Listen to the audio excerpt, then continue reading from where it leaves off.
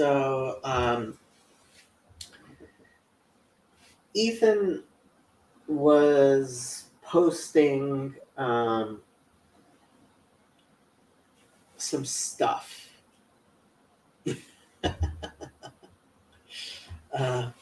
Elijah asks, "Hey Elijah, how you doing? Is this psychotherapy in the room with you now?"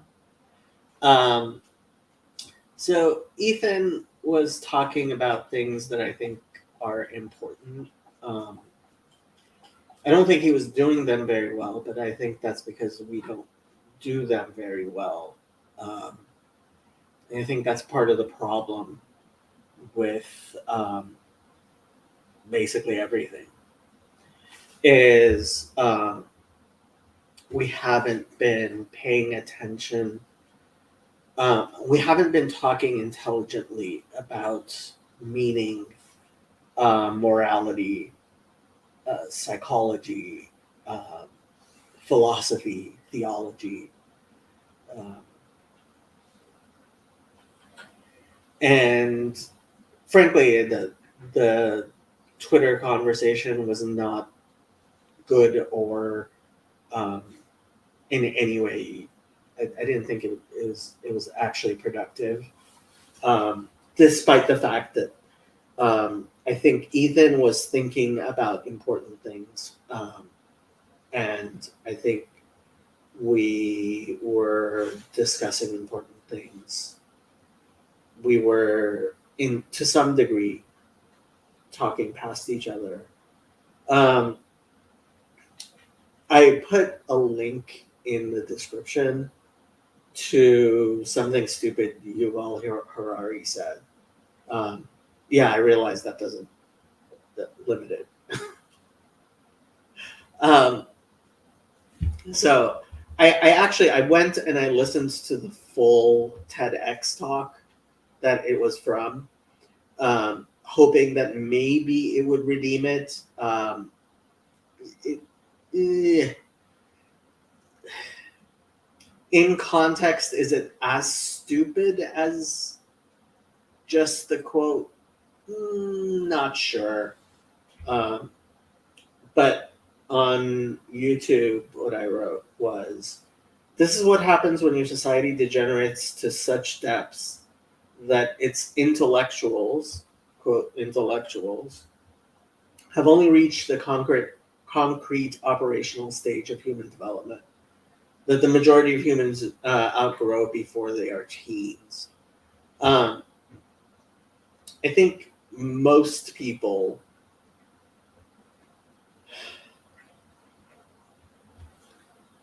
start understanding that concepts are useful um,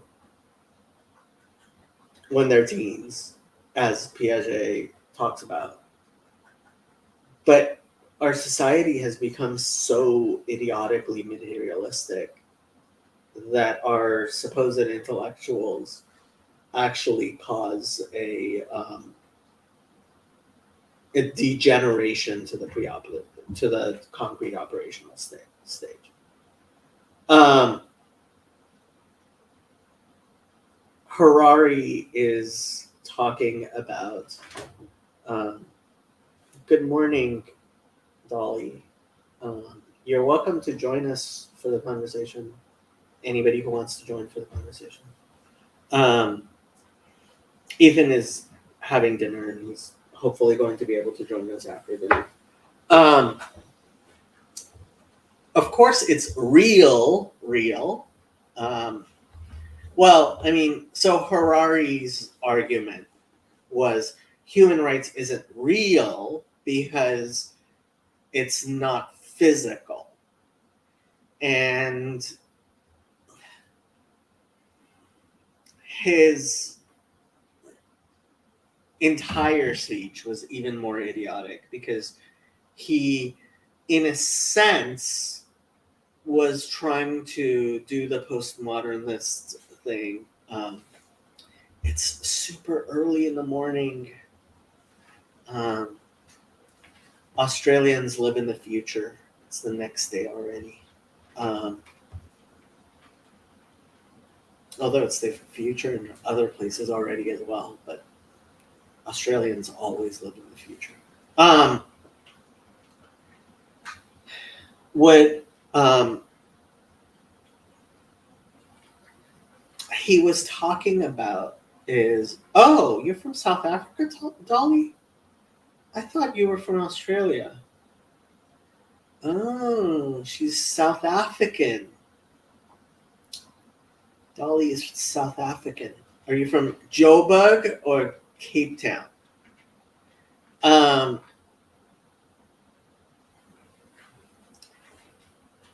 When I was in yeshiva in Israel, we had a lot of South Africans. They would say, "You're from Cape Town." They would call us China a lot. I learned that in South African, just now means not now. Like, I would be like, "Are you gonna do something?" And they were like, "Yeah, just now," which meant not now, which became hilarious once I figured out that's what they meant. Okay, so back to the idea of concepts in psychology. Some of the things that, Ethan was talking about was, okay, how do you know when psychotherapy is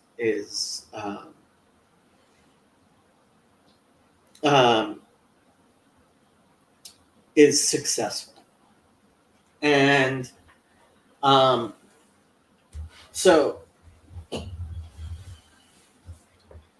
actually at the Lord of Spirits conference, they spoke a little bit about this. We have this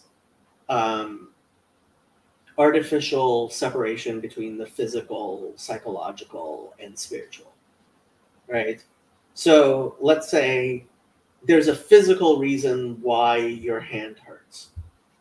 Guess what? That's going to affect you physically, obviously. It's also going to affect you mentally and spiritually. And let's say that you're depressed. You're actually depressed. Like, that's going to, you're mentally depressed, but that's going to have an impact physically and spiritually. And guess what? If you're not spiritually in the right place, you're not going to be in the right place physically and mentally either, right? So is it useful to talk about these things? One of the examples I gave to Ethan was podiatrists, right? So a podiatrist is a doctor of your foot, right? Or cardiologist, or take anything, right? We have people who treat parts of our body, right? There's no foot part of your body which is completely separate from the rest of your body, right? How do you really treat an infection, right? And I think that the craziest thing here is the fact we have dentists, and dentistry is somehow something outside of medicine, right? So, yeah, there are artificial separations, but these are useful separations, right? It's useful to know that someone is a cardiologist versus someone is a podiatrist versus someone is a dermatologist, right? It's useful when there's something wrong with your car to know if you need to go to an auto body shop or you need to go to a mechanic. Even though, like, your car is one thing, right? And one of the things that Ethan was pointing out was, okay, an individual's sanity is not resident in themselves alone, which reminded me of the fact that in substance abuse therapy, they talk about the identified patient. And the identified patient is usually the person who's the alcoholic or has the abusive, right? Is the addict, supposedly, right? But you don't get one person who is the addict in separation from the system which allowed them to get into that situation which we refer to as, especially like serious addiction, right? um and the question becomes like, okay, so is this sin, right? Is a drunkard a sinner? Well, mhm, where like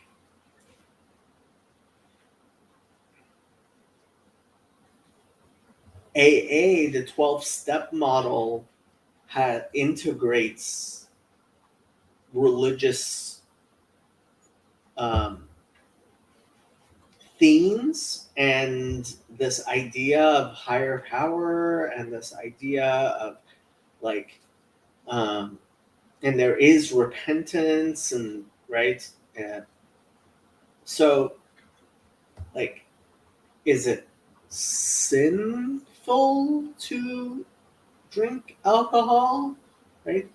And we are not sufficiently discussing this. So today, I was at the shelter I work with um, Catholic Charities, and I went into the chapel, right? And that chapel never gets used. And near, yes, this is shadow. And near this shelter, there is basically all I can call it is a Satanist temple. It really is a Satanist temple. Like it's a temple of a Santeria deity that, I mean, uh, Dolly says, this is straight up unfair right now. What's unfair? The fact that I get to have a kitty purring in my lap? Yeah, I guess that could be unfair. I love cats too, although I never thought I did. I'm definitely a dog person, and I was always on team dog, and I would make all kinds of jokes about murdering cats and cats being hellspawn. But a purring kitty in your lap will, in fact, change your mind about cats. Yes. Hi, Cassandra. Um, okay, back to what I was hoping to talk about. Um, like we have made a profound and ugly and stupid mistake, which is our psychotherapists have become substitute priests. And I actually think that's where Ethan was making his best points, although I don't think he was making them very well. And that's part of why I wanted to have him on and talk to him about it, because I think he's grasping at something important that unfortunately we're not talking about, that at least this little corner should be talking about a lot more. Glad to hear it, KL.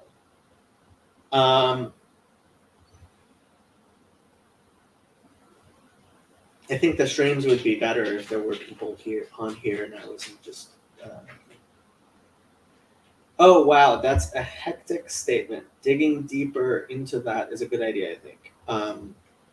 Which particular statement that our priests have become? Yes, I am a Persian Jew. I was born in Tehran, and I am Jewish. Although I have to warn people, I do not claim to be a Jew to Christians because I've seen what their books say. What did Ethan say? Maybe I'll let. Persians are crazy about their cats. No, actually, most Persians I know don't like cats either. Although in Muslim countries, like cats are the only acceptable pets because there are stories of Muhammad having pet cats.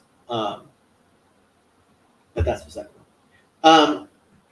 I want Ethan to represent himself because, frankly, I don't think he was doing it very well on Twitter.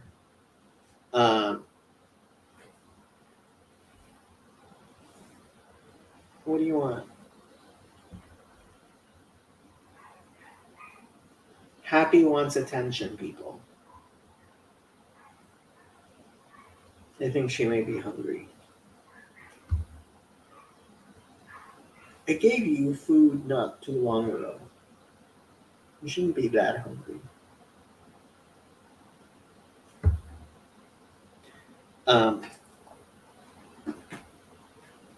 Okay, somebody is insisting on being fed, and her name is Happy. I will be back, people.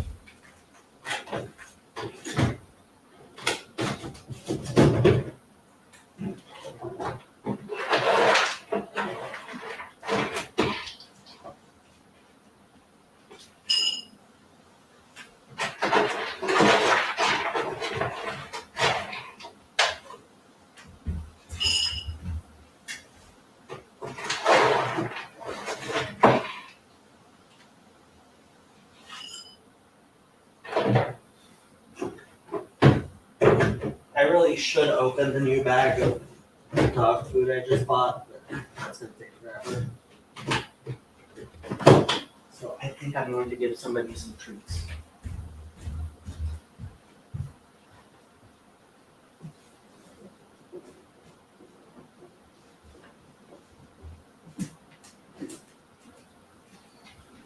Okay, Happy, come earn your dinner. Can you guys see? Okay, Happy, sit. Sit. Paw. Paw. Paw. Come on. Paw. Good girl. Did you guys see that? Hello, Sandy. Hey. Cats and dogs living together. Cats and dogs are amazing. They are. So instead of religion, we have psychology. Is that the idea? I think for a lot of people, that's what it's become. Yeah. Is Happy a Rottweiler? I think she has some Rottweiler in her. I don't know. So, Sandy, Yes, what sir. did you want to say? Music is therapy, but it's not psychotherapy. I'm just in from guitar group. So I missed most of whatever you're talking about that Ethan would have said because I've actually been out in real life today. Real life is a good thing. Apparently, I had 2 good conversations and agreed to go back and volunteer on 2 Tuesdays a month.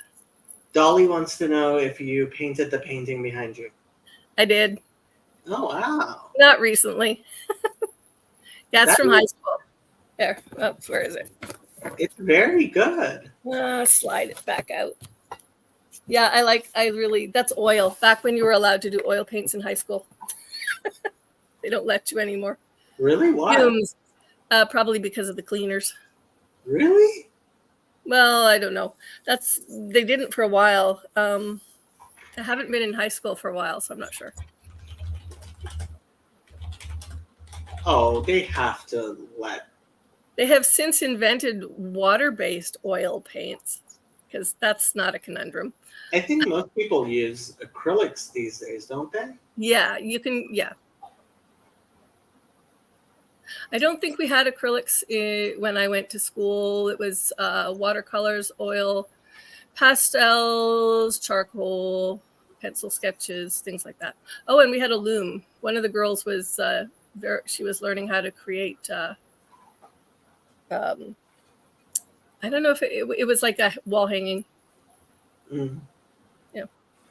Okay, back to the topic of psychotherapy. So part of what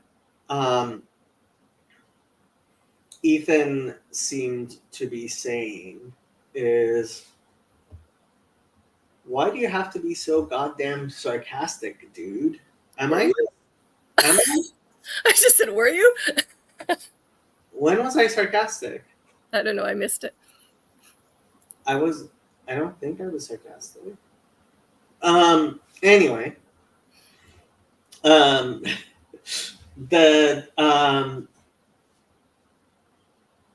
think sometimes people think I'm being sarcastic when I'm not. Could be. Anyway, back to the point. What was I saying? Ethan.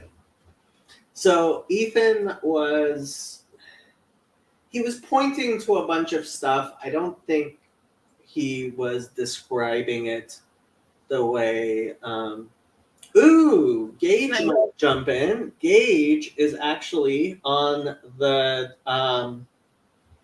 board of directors of Fountain of Comfort, and he's supposed to be streaming on Fountain of Comfort. Actually, by the way, Fountain of Comfort now has a Twitter, which I haven't been using much, but it does exist. Where is it? There it is. Here, I will put the Twitter link in the chat so people can go and subscribe. We also have a Fountain of Comfort channel, which on YouTube, which nobody uses. Nobody really looks at, but it's there.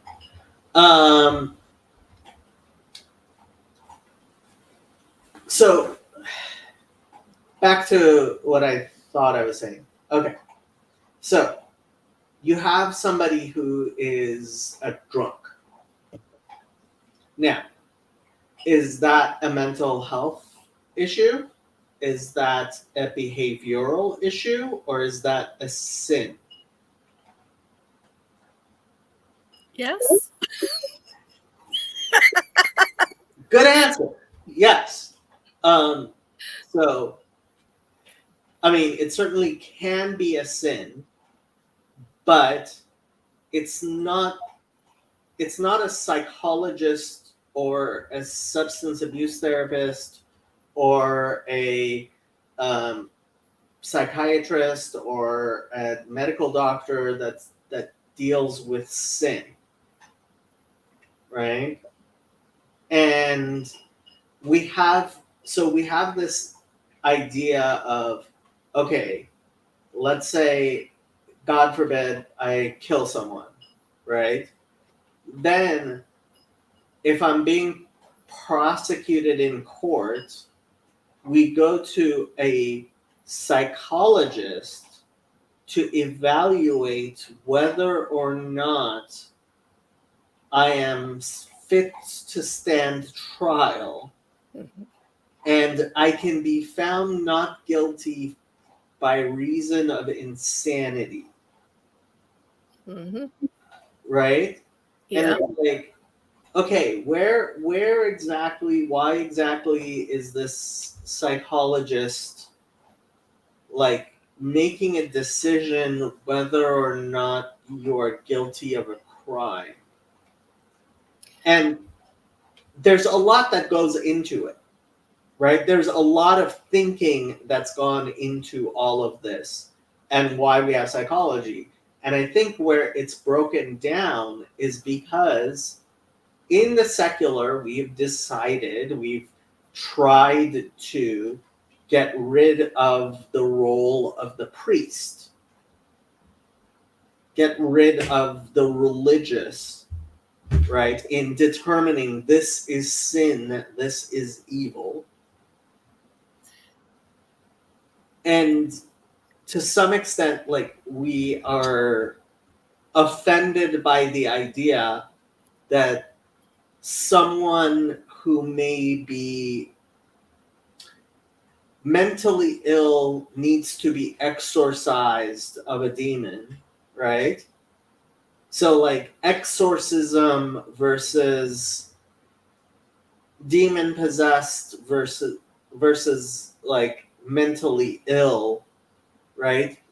And all of this is because we aren't really discussing things in ways that make sense, which brings me back to the Yuval Harari video that I linked in the description. Did any of that make any sense? A lot of it makes sense. It leaves me with some questions. What are your questions?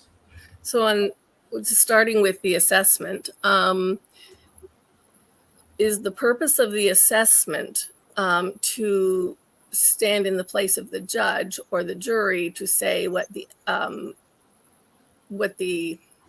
not the action, you already know what happened in a sense, so they're asking why did it happen, how did it happen, those kind of questions in a court. But So is the psychologist's purpose to assess where the trial should take place, how it should take place? No. Also where they will end up, because jail, mental institution, like, okay, let me explain. So our criminal system comes from the Bible. And Trey, how you doing? Hello. Doing good. Trey is also on the board of Fountain of Comfort. I am? Wow, that's crazy. Yeah, he's the secretary of the board of directors of Fountain of Comfort. I am? Yep. What? So bro, I didn't know that. All those receipts you were supposed to receive for your donations in 2022 that didn't get 2023 that didn't get sent out, it's all Trey's fault. Actually, no, I did send them out. Yeah. You didn't see them? I just need to check your email. It's probably in the junk folder. Actually, I think PayPal may have sent receipts automatically, but I have to check. Like, that's something I have to do. And Trey jumping on reminded me of that. But yeah, by the end of the month, I have to do that. Okay. Oh, and Garth loved your cameo on the Freddie and Paul show. Yeah. That's pretty sick. So our legal system is based on the Bible. And in the Bible, there is what do you mean by based on the Bible? They were trying to figure out our legal system. They looked at the Bible and they decided that's what they're going to do. Mm-hmm. But it's not all of the Bible, right? What do you mean? Well, we're not stoning gays, Actually, that's precisely why they did have, like, the British, like, yeah, the court system really does come from. Anyway, let's not go too far off track. But in the Bible, there is a differentiation made between negligent homicide and intentional homicide, and that's why we have negligent homicide, and we have murder, right?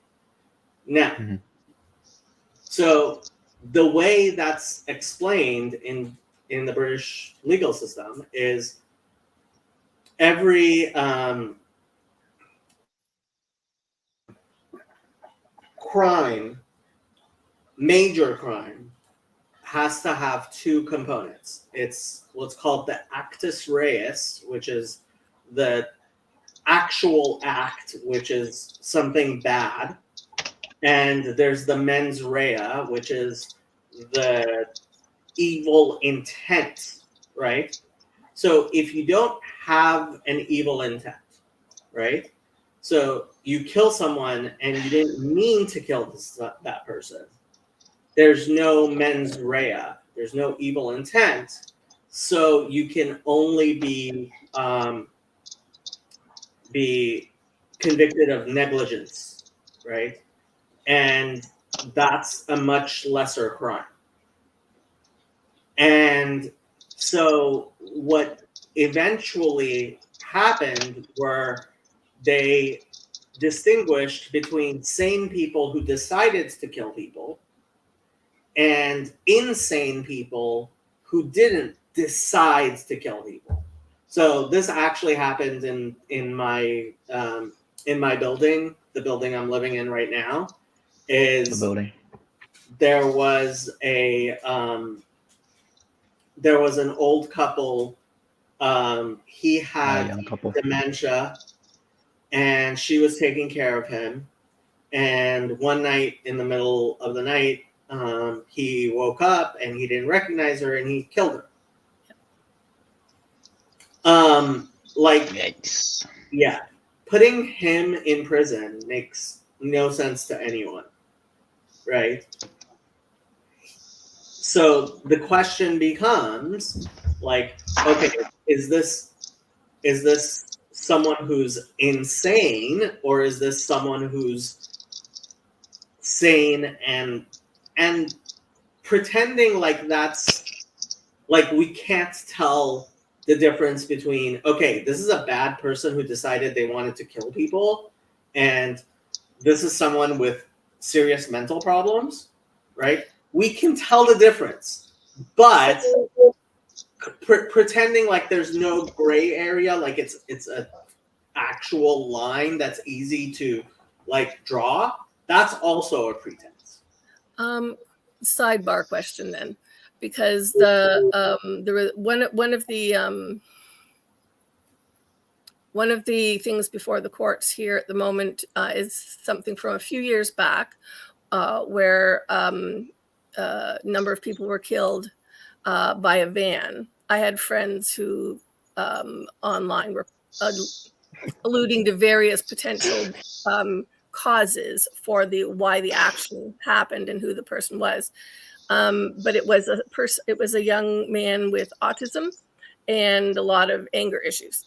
So that's why I was asking the question awkwardly that I did, because there's still that spot of, is it deemed insanity to have a mental health disorder, or is it like, how do they handle that? Good question. And the fact is that it's not clear that every court is going to handle it the same way. Different jurisdictions have different ways of handling it, partially because, like, this is not an easy thing. And unfortunately, we have people who believe the science, right? And we have people who, like, I am a scientist and I get to decide. And it's like, I mean, let's look at what's going on with Jordan Peterson, right? The Ontario College of Psychology is taking away his license because he's unwilling to lie. He doesn't want to. Are you serious about that? Instructions. That's what he says. That's how I view it. Yeah. Could you steelman the case? Just steelman it for me, please. Sure. They want all psychologists to agree with their view, and they are willing to take away any psychologist's license who does not do as they say. That's the steal. Do you think that if a psychologist incited a riot, right, and used his degree as a force for inciting a riot, do you think that the college should do anything about that?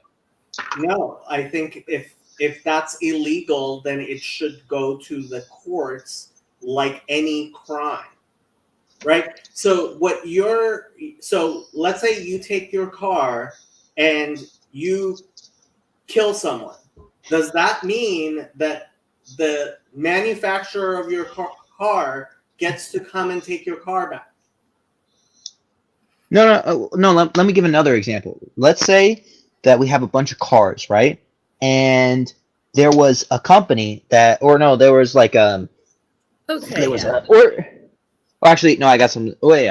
a company that rated the best cars, so they would have like, this is on our best car list, right? And then the next year, basically, like, all these cars started exploding for no reason, right? Do you think it's reasonable for that company to say, oh no, we revoke our number one spot because of this information?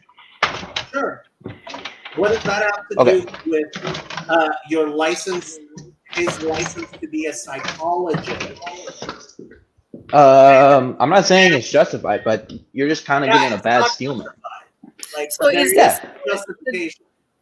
Was the original discussion on something related to this case, or was it talking about about something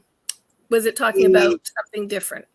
What do you think commented on? So one of the things that they're doubling down on, I mean, a lot of the things that they were doubling down on are just idiotic, but like the thing they're doubling down on is he said of a swimsuit, like the swimsuit edition with the thing, he said not beautiful.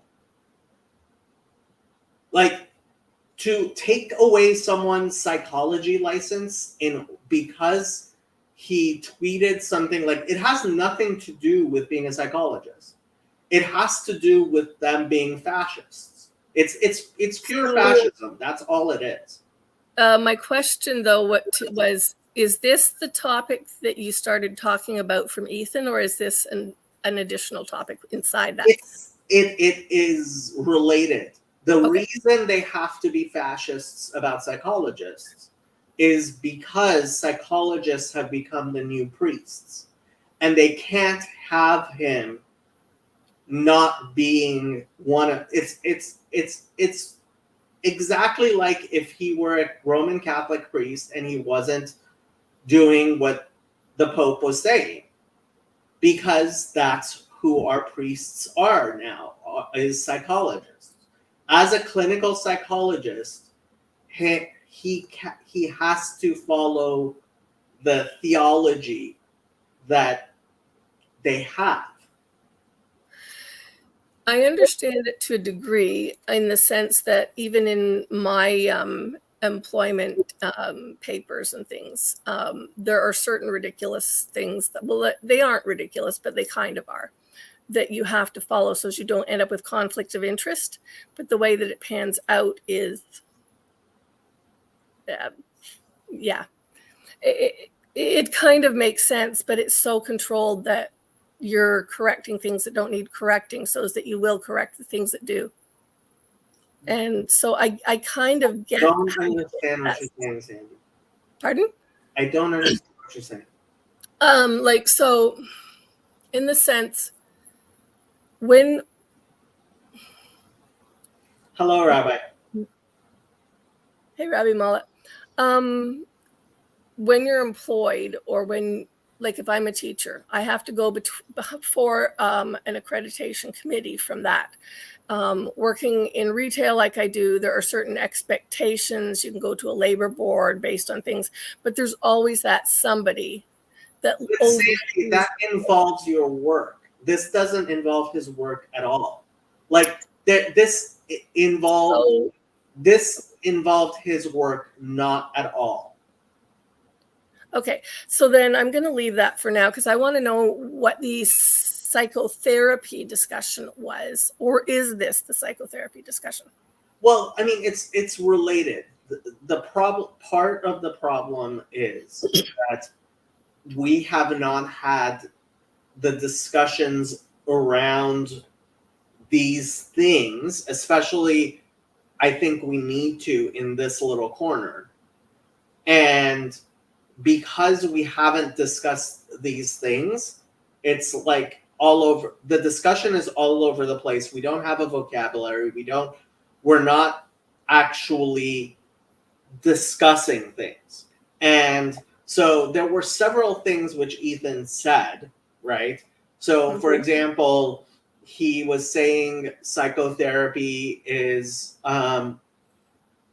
treats the individual, and it's like and like separate is about separating the individual from society, and it's like, well, no, it's actually the opposite of that. And there were good points he was pointing to, right? But they're so much more complicated, and we just don't have a vocabulary for talking about this situation because we're not intelligently discussing this situation, which is we have an order of priests who are psychologists who are illegitimately becoming secular priests, right? So when a husband and wife have problems, they're going to a marital counselor, right? As opposed to going to their priest, right? And I mean, there are things which are, who's Sandra? No. Okay, it's weird.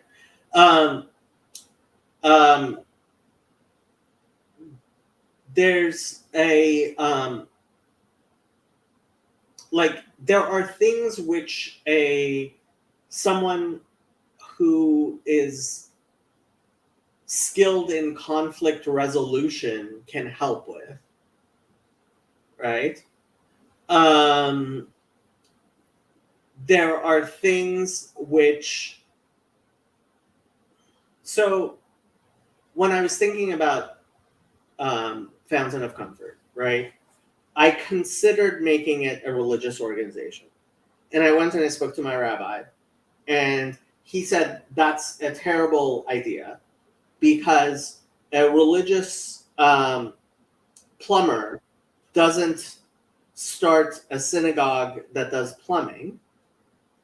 He starts a plumbing business which is run according to religious values, Yep. right? There are things which psychologists,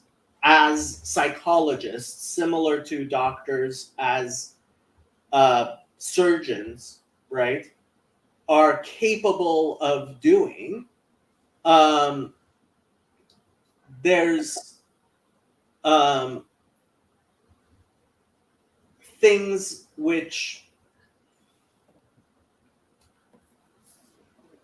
are more spiritual and values based, which need to come from your theology and your religion. And unfortunately, we're in this silly place in our society where the psychologists have become secular priests. I'm not disagreeing, but I would like some clarity on that. I think that's what Ethan was pointing to. And so I'll give you an example. Whether or not people should get divorced. That's become something that psychologists are telling people whether or not they should stay married or not. That's not their role. Okay. So I'm going to ask some questions if that's okay. Sure. If you go to your priest, your rabbi, your whoever, and they don't feel qualified Right. to actually give a judgment based on some of the factors they don't know about that situation, who do they send you to? Good question. And 'Cause unfortunately, I think a lot of them defer to psychologists in ways that are inappropriate. I'm thinking of several different directions that people from when I was in church that they would get several places they would have been directed to for several different causes, and also to a couple of people with training who actually were members of the congregation, who would then be able to actually, if people felt they needed to meet on site there, that they would meet them there as well. Well, that's part of, I mean, Paul Vanderklay talks about this. He talks about the secular moral deism and the abdication of the pastoral responsibility to therapists and therapists. Like, I think this is most obviously happened in Protestant circles. Possibly. Possibly. I know I follow one Jewish counselor who is a rabbi. And even though I don't, Joey? yeah, even though I don't understand half of the language, because it's Hebrew, not English, I do find listening to him very useful because he is able to kind of walk that place where he can explain things from several perspectives. Not every person wants to be like multi-career trained. And I know from some of the pastors, at least that I know, that would become an issue if they were called on to be both things. That's when you asked your initial question, is, what is this? Is it some kind of spiritual? Are they demon possessed? Are they something else? Is it a sin? Those three, I said yes, because there can be layers of all three areas in involvement in any one issue. And confusing those is the problem. Well, and so everybody should, at least, I would think, in terms of those career choices, be aware of how to discern between them.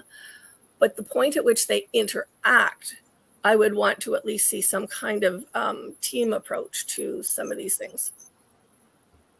I mean, yeah,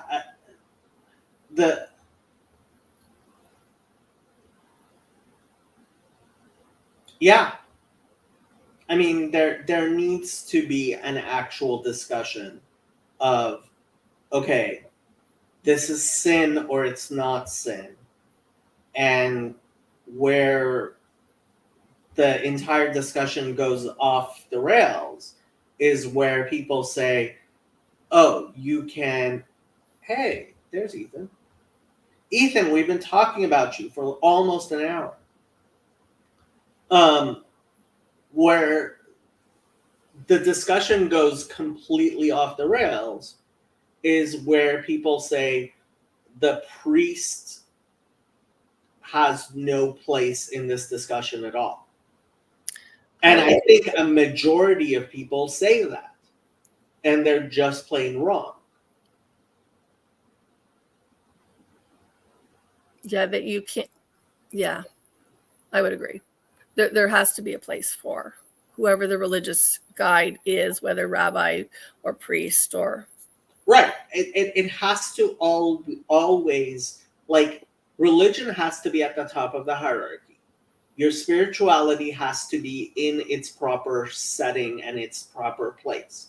And if it's missing, then you turn other things into idols. I mean, I think Pajot really, I mean, his ARC conference,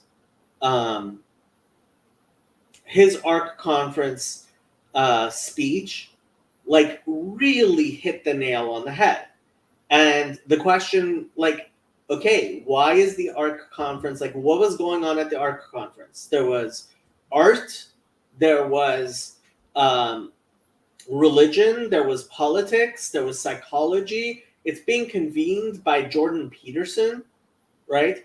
And this little corner, or the Jordan Peterson sphere, right? It's being convened by Jordan Peterson, who is not a religious person, but, well, he is a religious person, but he's not a religious authority. Right. Right? And so his authority, like, I think what makes him a good psychologist is when he refuses to be a secular priest. He recognizes what his role is as a clinical psychologist, which is not to be a priest. And that's why he's the heretic that they have to get rid of his psychological thing.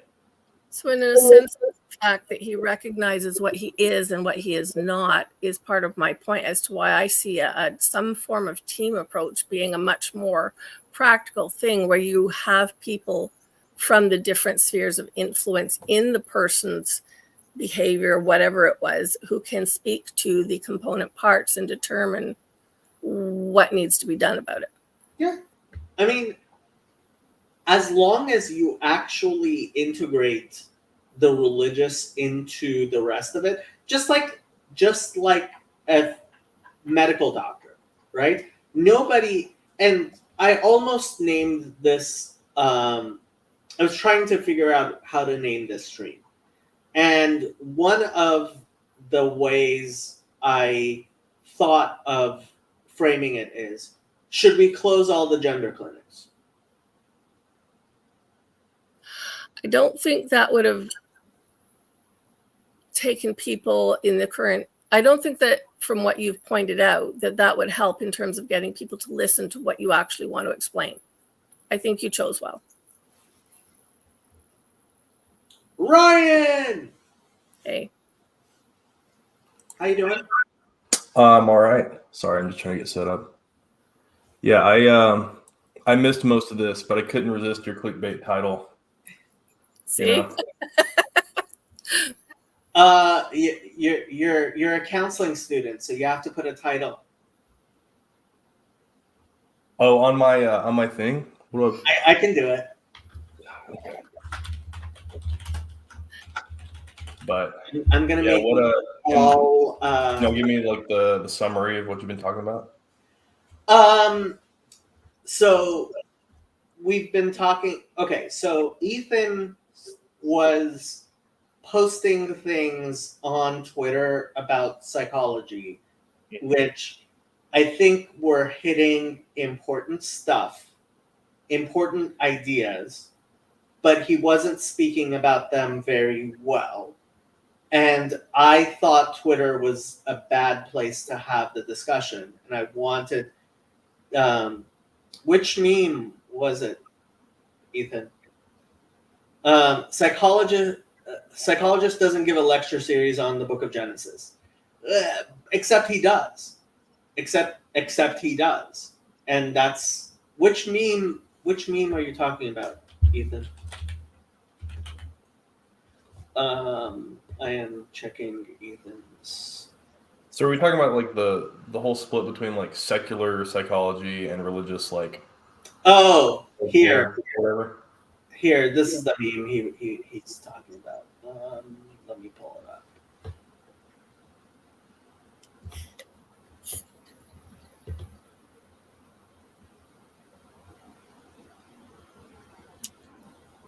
Psychotherapy treats something that doesn't exist, the individual. It's entirely useless, if not evil. Change my mind.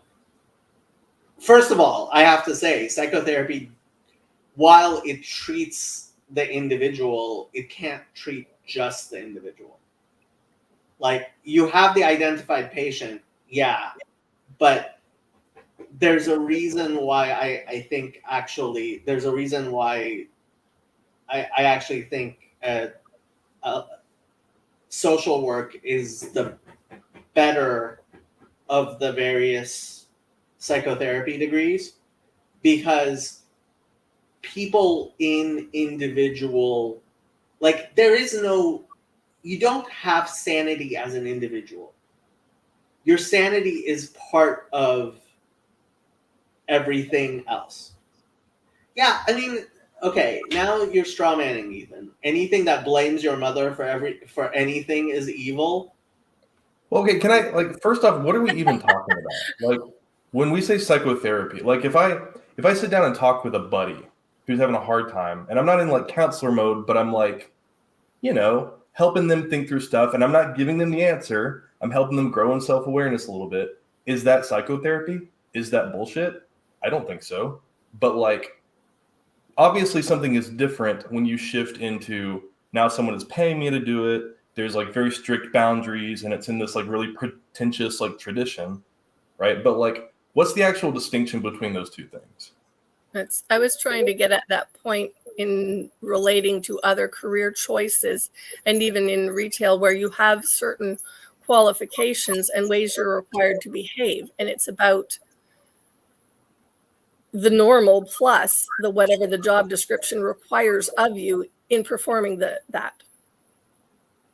But I don't know if that fits the topic you guys are studying. Okay. Yeah, I think it's we've segmented everything. Everything is so like isolated to its own little sphere or its own little context, and it's like, that's modernity, and some of these problems come from that. And so when we say psychotherapy is evil, it's like, that only even makes sense as a statement in a very segmented, isolated, like hyper small contextual environment. And it's like, okay, yeah, I'm not necessarily like super jazzed about the current psychotherapy model and how secular it is and how isolated it is from everything. But also, it's like, it's not dumb. And it's necessary. I mean, so when I was thinking of how to set up Fountain of Comfort, I went and I spoke to my rabbi, and I went and spoke to the abbess of an Eastern Orthodox convent monastery. And both of them told me the same thing. Religion is not the same. Like, what Mother Markella said was, people come to me with someone who's like psychotic, and yeah, I'll pray for them the same way I'll pray for somebody who has cancer, but they need to go to a doctor, right? And like, there is such a thing as having a, like, the DSM is not a joke. It's an actual thing. These are actual, like, diagnosable problems that show up, and you can. There's problems at one level of abstraction. And I think that's where this conversation gets lost a lot. It's like, if you kind of go up the hierarchy, you can describe the same problems in spiritual terms, right? And the argument tends to be like, which of these layers is like the correct layer to describe things from? And it's like, if you're stuck thinking in that very dialectical like way, it's like, you're gonna miss the whole point, right? So it's like, yes, the DSM descriptions are good, and yes, the spiritual equivalent descriptions of these same problems are good, and like, let's just see it all together as much as possible, right? And maybe that's a naive approach, but like, I don't think so. When I jumped on, one of the things Jacob was saying was that part of the issue is we don't have language to describe these. But when I'm listening to you, Ryan, it makes me think back to some of the things we were talking about. So my oldest son has autism. Mm-hmm. And so I've gone and had some teaching on that. I've also had some need to go to counselors. I tried going through a religious one. I've gone to both, secular and religious. And so the point in those two things with language is, When I went to the autism organization for some of their training, one of the big points was that for a person with autism, you must have theory of mind.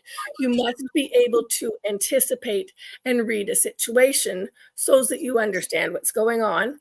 And the answer, the example was, child walks into kindergarten class, teacher says, "Would you like to sit down?" Autistic child says, "No." And then you go to They're telling the truth. Yeah. And then you go to the marriage counselor or any of the other ones who say mind reading is an absolute no. It is bad, evil. You must not read other people's minds. They have to represent themselves. And I'm thinking, I tried explaining, what does this mean? Because here's this crossover point. Right. So linguistically, both of those people are in similar fields and giving me different definitions. And then the rest try to talk about it. Ethan is asking good questions, even though he refuses to come on. Well, okay, I want to get to the point he made earlier about like, well, sorry, okay, we can go with that. I mean, how many prophets would be diagnosed with schizophrenia? All of them. Really? They're really good at it. Sorry.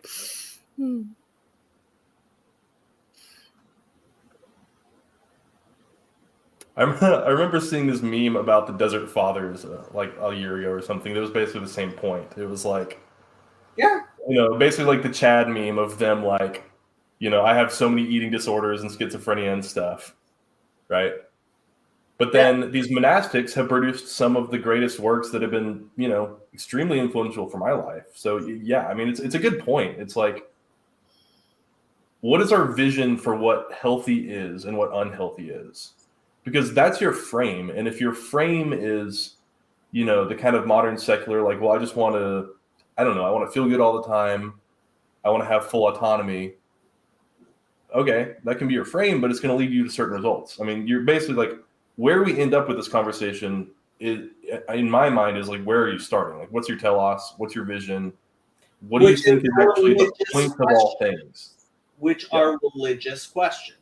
And those questions have to be answered by the religions, right? By your theology. This is something that drives me crazy about the counseling world, because it's like, okay, they're making their best efforts to have like codes of ethics and stuff, but they have axioms built into the code of ethics. So like they just say we are pursuing wellness, but wellness is not defined on purpose because it can't be, because that is a spiritual question, right? And they wouldn't like me framing it that way, but that's what it is. It's like you have to assume a vision of what wellness is before you can pursue it, right?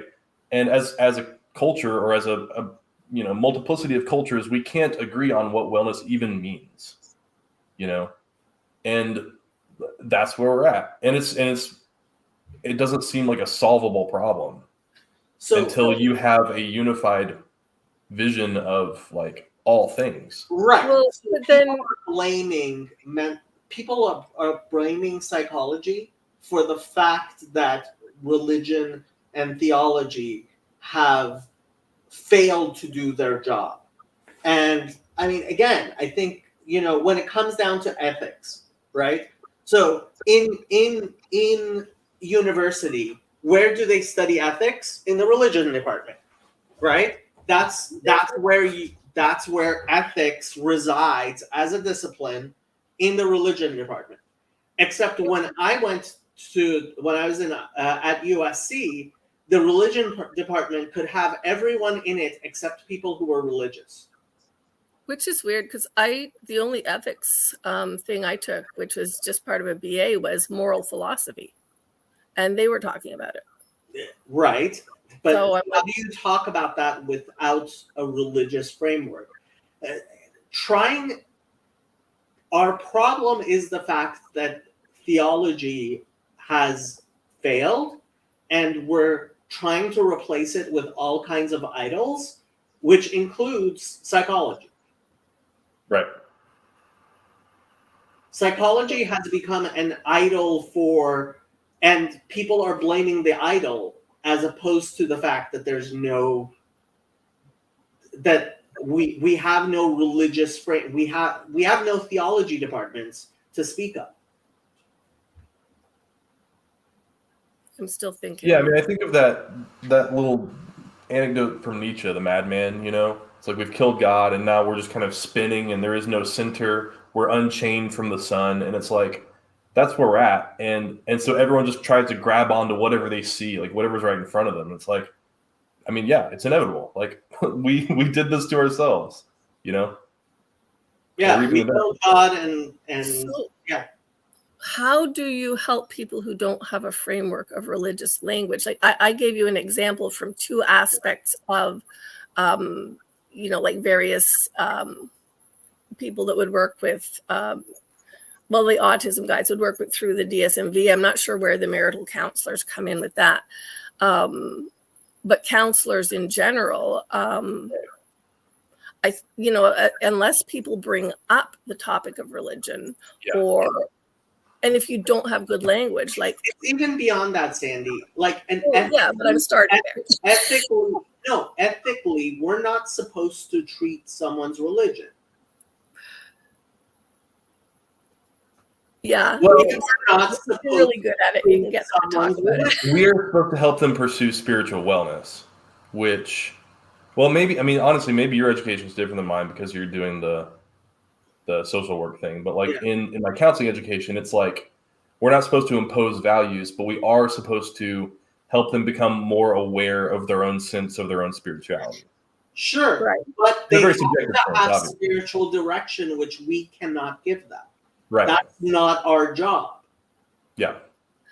But No. to Sandy's point, I mean, I think this is, for me, it's like, yes, I have a vision of where I think the world should go in terms of healthy, but like in the meantime, I'm becoming a counselor because I think like, yeah, me helping someone become aware that they need spirituality is at least a step in that direction.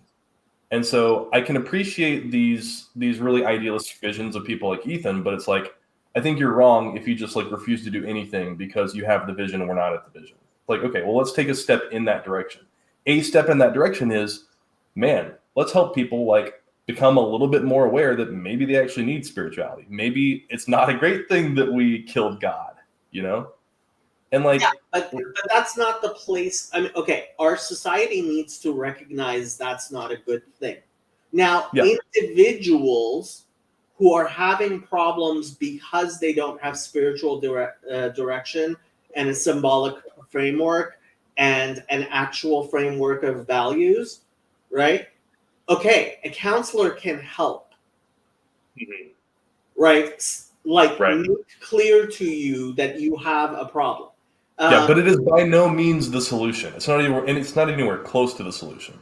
And the fact people think it's a solution is the problem that I think Ethan correctly was talking about. Yeah. I mean, to your point, Jacob, it's like I've noticed, like, even though I'm still only in school for it, and I'm not even doing it for real, people treat me weird when I say I'm studying counseling. It's like, it's as if I said I was a priest. I mean, it's the same mentality. It's like, oh, all of a sudden they start seeing me as a guru. It's like, what are we doing? This is weird. That's why they have to take Jordan Peterson's license away from him. But wait, backing up from that, I want to respond to something Ryan just said, is that if they respond to you as if you are a priest, is part of the issue the fact that when people who don't really engage with religion see a priest or somebody in that, they're thinking of, like ask most secular people, what would they say religion is? Is it the monk sitting on top of the mountain? You go, you see it in the movies, and you make this long journey up to the person with the most wisdom, and you ask your question and you come back. Is that all that we're seeing, that kind of thing? And if so, then that's part of the problem, is that other people, movies and things are also training people to imagine what things like this are. I look back 30 years, a lot of the kung fu movies and things. My kids love that, but I remember watching one of them, and it was about the wisdom of the sage. Yeah, exactly.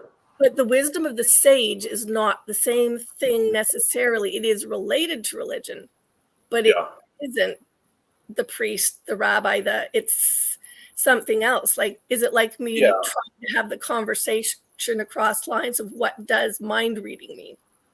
You know, what does wisdom mean? What does a sage mean? What does, you know, who is your prophet? Those kind of things. Do we know what religion is?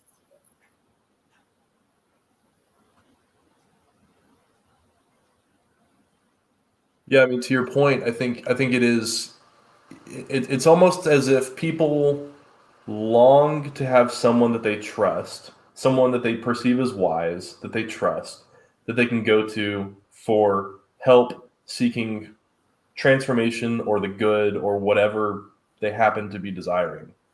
And, you know, 1,000 years ago, that very likely would have been my local priest or my local shaman or like whatever, right? And we've lost that, and there's nothing has really filled in that gap. Like, we don't have people that we see as wise, and so we go to, I mean, we go to public figures who, whatever.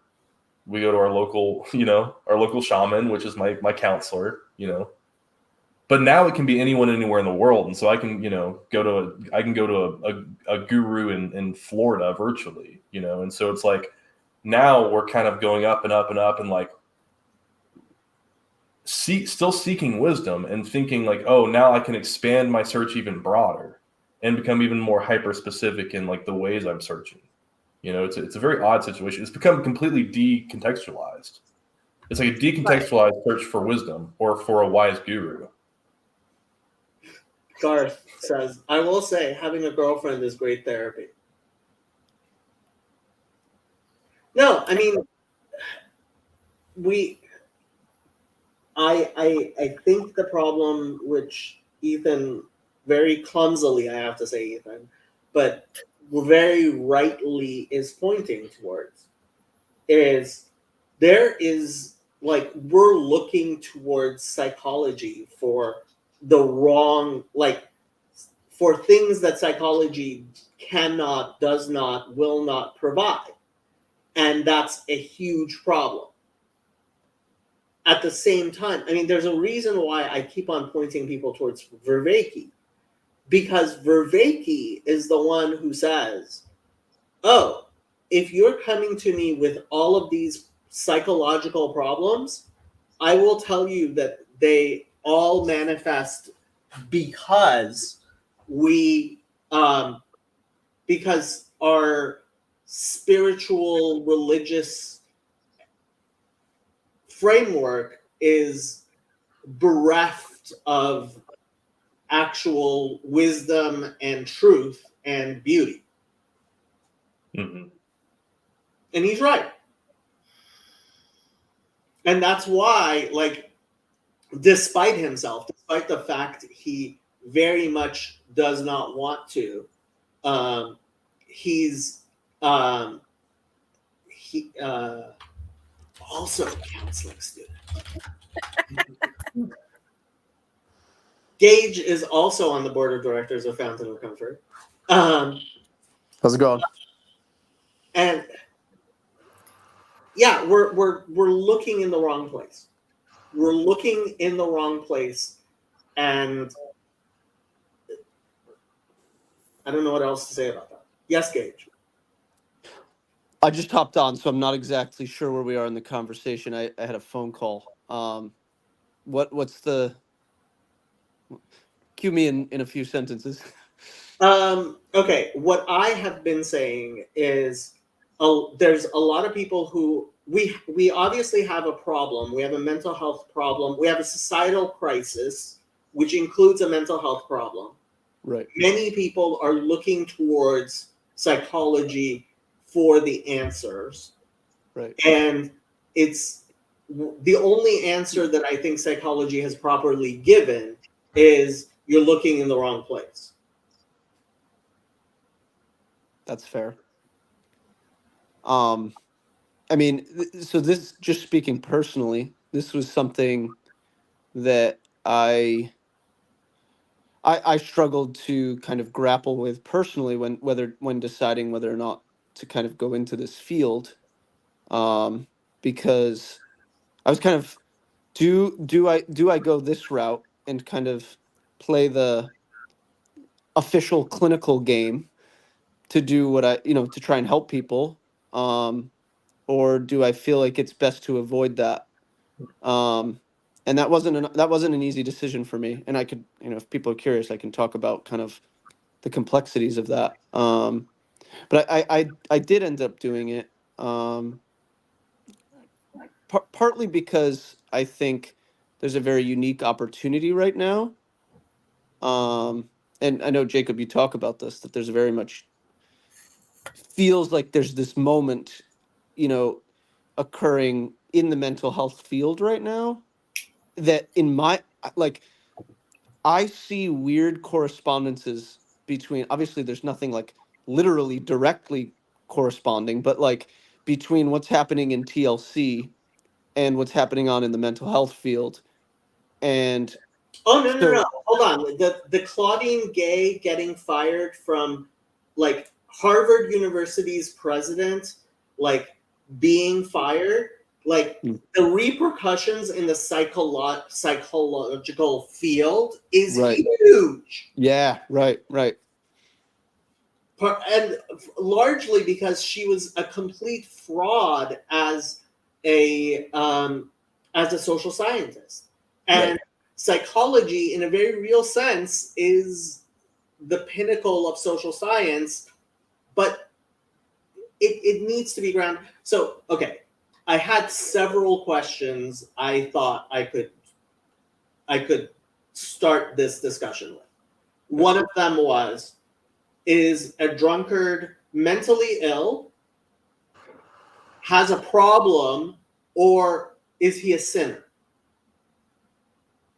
Right? Is it behavioral? Is it a mental defect or disease? Or is it a sin? Right? Right. Another one was, okay, let's look at the laws that people are trying to pass against gender clinics for kids, right? It's like, are you seriously trying to tell me that this child whose parents were about to have this child like have surgery would be better off if you just closed? Do you really think that child is better off if you closed this clinic and all access to it, right?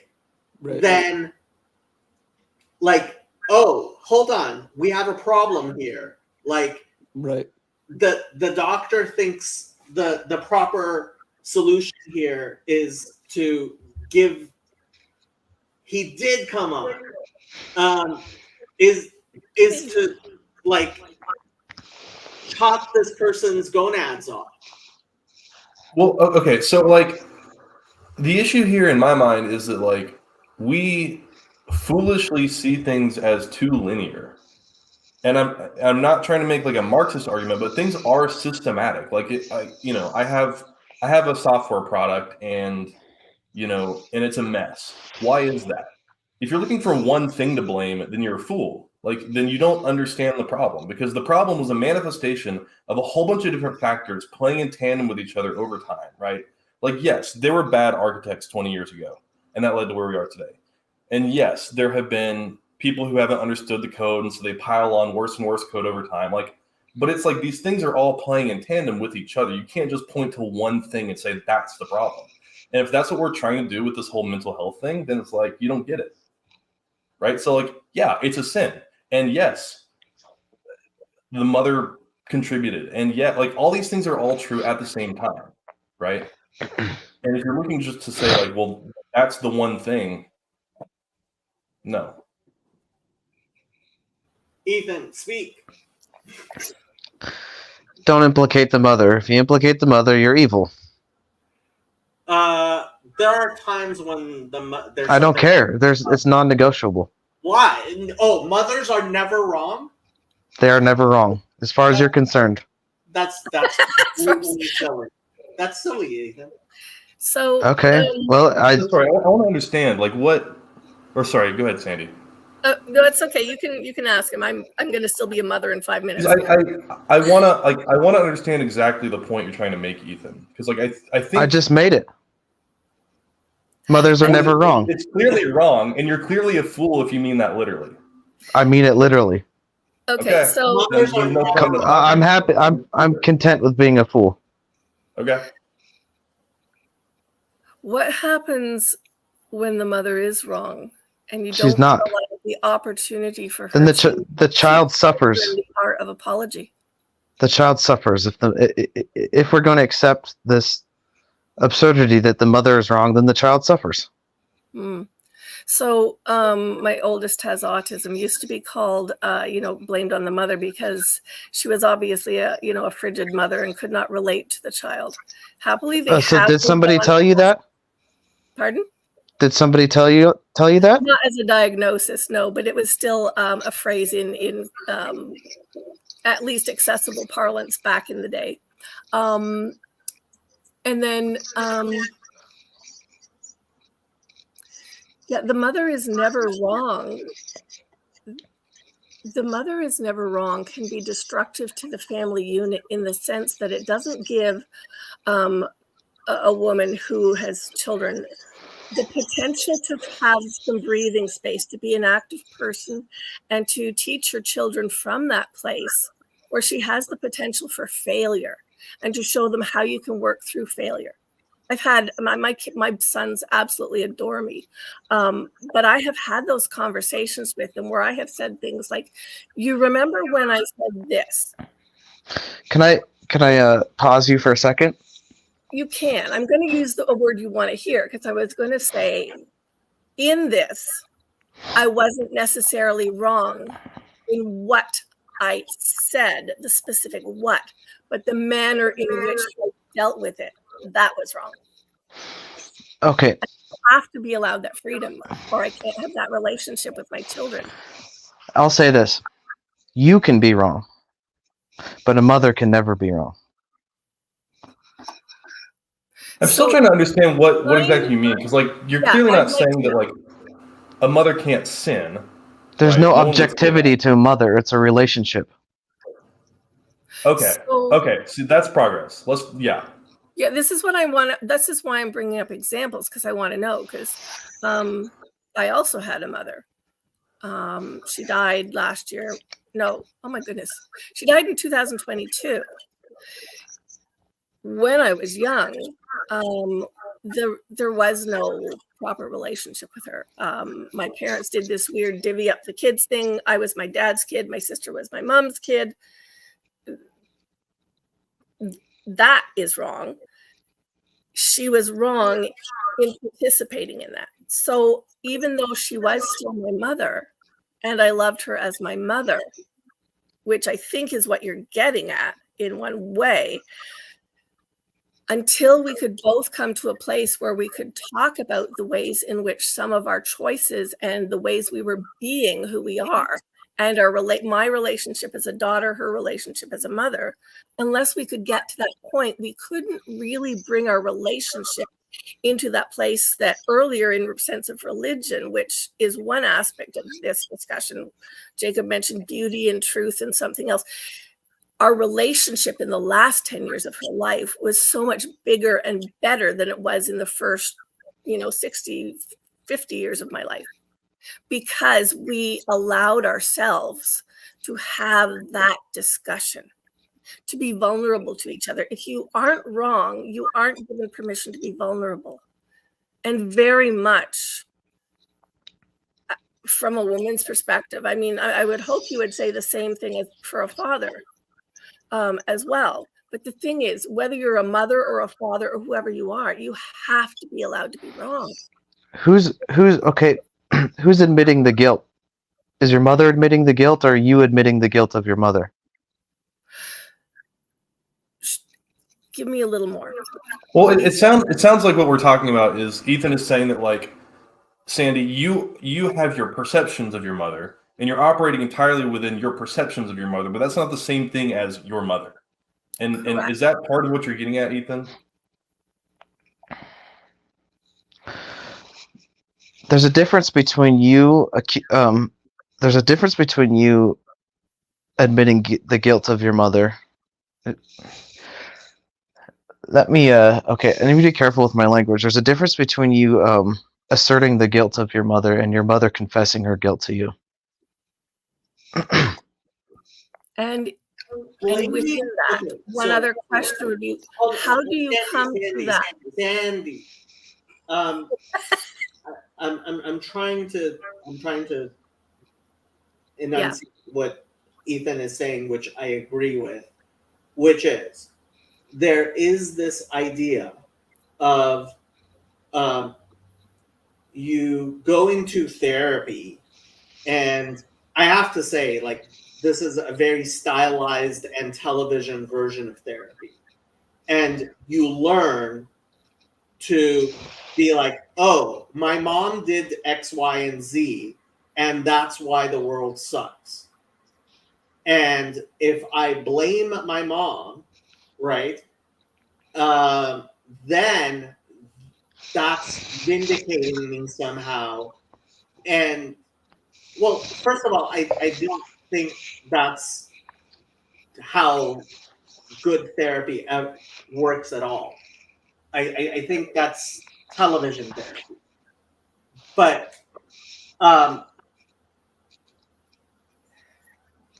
there are times when what you have to realize the most is my mom is a human being, and I idealized her and her position, and that's what's causing me to suffer, especially in how I view myself.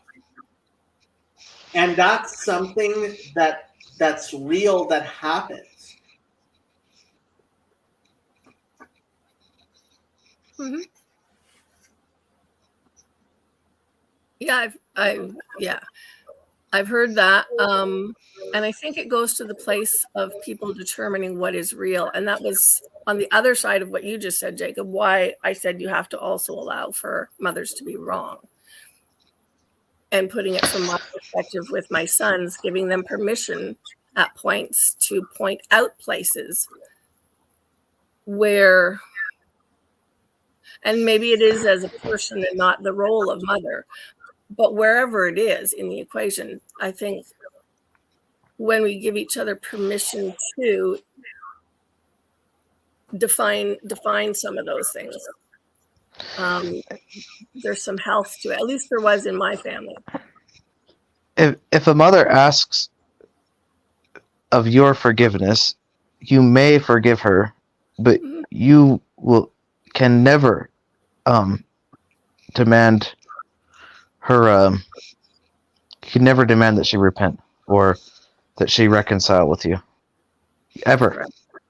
Well, you can't Okay. get that of anyone. Yeah. Okay. You can never judge your mother. I don't think that's true. No, I wouldn't think that was true either, because that goes to my expression of boundaries. I judge whether my coffee is hot or cold. I judge whether, so in a sense of saying you never judge your mother, I'm like, how do I even know she's my mother then? You can't morally judge your mother. I mean, look, when it comes down to it, the 10 Commandments are the 10 Commandments, and one of them is to have a respect for your mother and father. And there's a reason why that is so fundamental as to be in the 10 Commandments, right? And Is it a reason or is it the reason? what do you mean? Is it the a reason or the reason that it's in the 10 Commandments? Say a little more.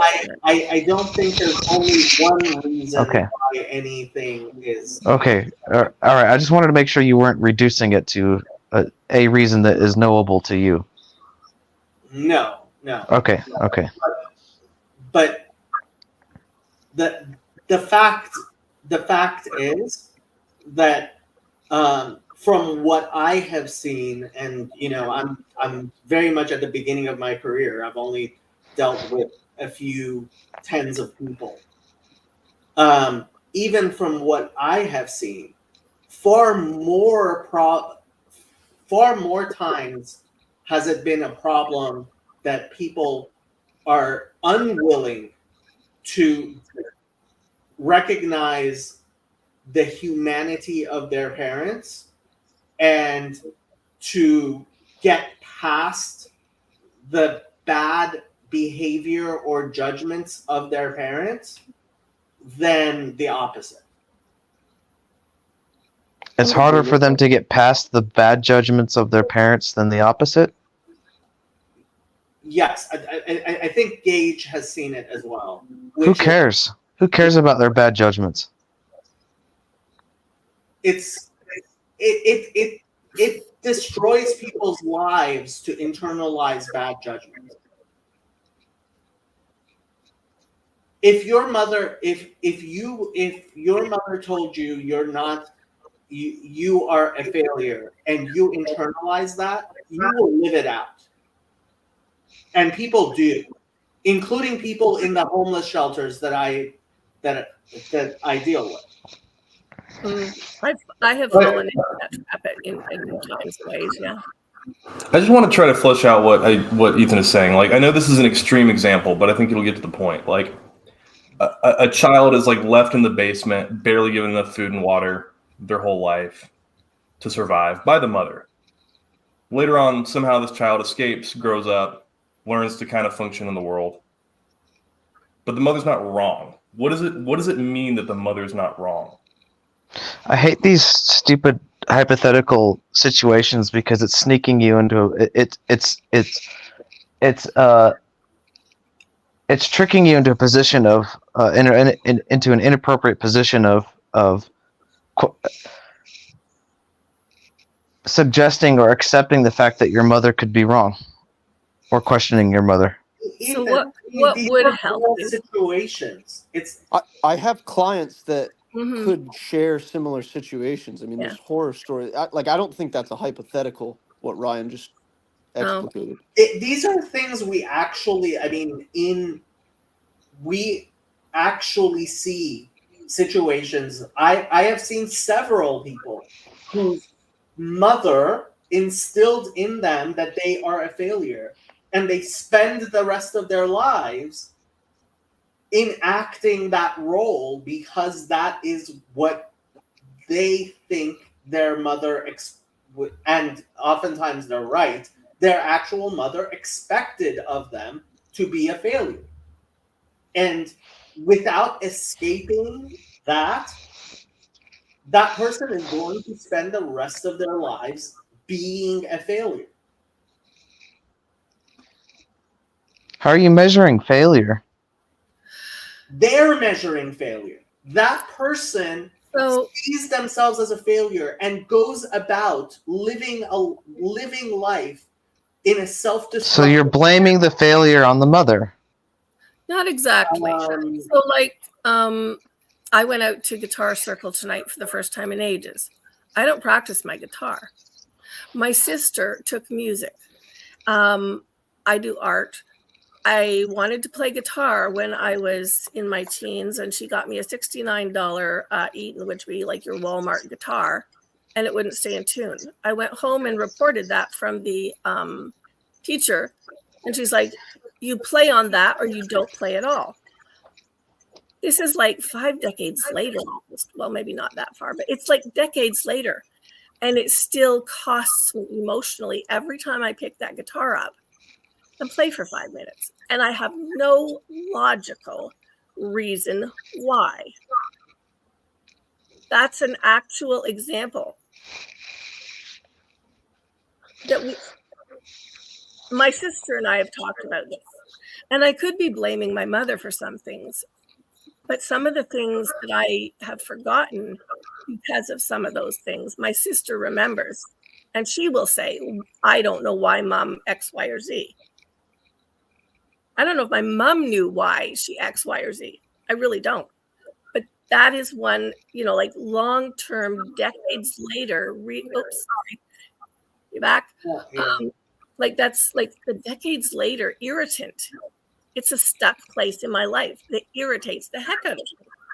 Even though I don't hate my mother or don't blame my mother in a sense for something that happened like 40 years ago, that's redundant at this point. But at the same time, it's also true that there's an element of that they're trying, that is being pointed out. And me saying my mother is not at fault, you don't get to blame your mother, isn't helpful to the situation. Doesn't help her, me, or anybody around us. It just is and needs to be dealt with. And you have to say something. Let's stop. I lost connection there for a second, but Yeah, sorry. I saw. Let's stop. Yeah, I can't. I don't like. Okay, sorry. Go ahead, good Jacob. Let's talk actual, right? You have, I'm sure you have in Reno, just like we have in Los Angeles. You have people who are obviously dysfunctional people, like homeless people who are chronically homeless, right? These people exist, and in the places where I am interning right now, right? Our job is to help these people be able to live a different life pattern. And sometimes, not always, sometimes that is the result of their how they view their relationship with their mother. Now, like, I can have a symbolic framework saying that mothers are never wrong, but in real life, this is a person who lives their life in a state of misery and torture, which I think any of us recognizes. I mean, we've seen homeless people. I mean, maybe in fairness to, I'm still not clear what you're trying to say, but like maybe in fairness to it, it's like there's a difference between what is real versus what's going to help you move forward. And yes, it is real that the mother sinned, but what actually is going to make progress in helping grasp the world and move forward into the world and become a healthy person, person? The only problem with these people at the bottom, the circumstances have favored the least. The only problem in regards to their mother is if they are not honoring their mother. That's the only problem there. And if they're not honoring their mother, that's what should be fixed. And everything else, it doesn't matter. It doesn't matter what their circumstances are. Suffering is inconsequential. Is this part of a religious belief that suffering, in a sense, performs good? Or in what sense are you saying that? It either performs good or is inconsequential. It doesn't matter.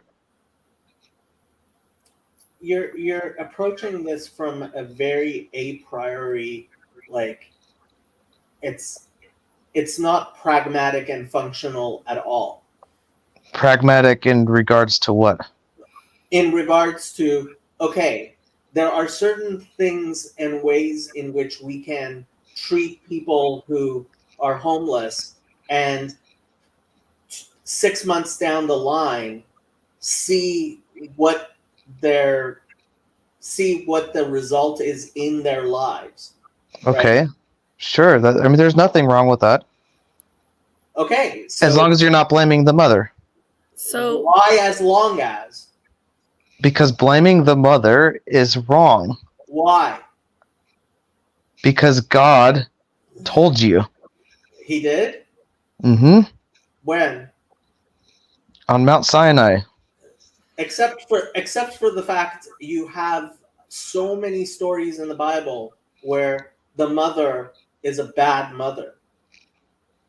Yeah, from the narrative perspective, but not from the perspective of the child. What do you mean? Esau definitely like saw Rebecca as not a good mother.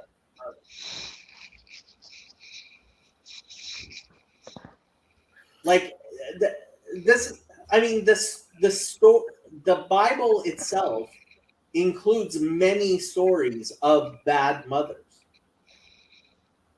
Was that before Sinai or after Sinai? I am sure there are stories. In fact, there are more stories of bad mothers after Sinai than before Sinai. From whose perspective? What do you mean? Like The Bible's. the Bible very clearly describes bad mothers. Hosea famously, right? Like his wife is the worst of mothers.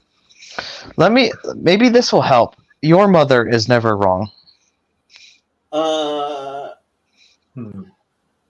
There are stories I would tell if we were not online about. Then shame on you. Exactly the point. No, That's exactly the that would be point, my right? response. Is shame on you. You But so Jacob, there's something here about like, why is it that you're not willing to say that on stream? I don't want him to. That's a good reaction. Like it's good that you shouldn't want to do that publicly. Because right? it's not something that should be said publicly. That's his own thing. That I mean. Look, and what does that mean exactly? My mom would agree with this. My mom herself would agree with this if she was here.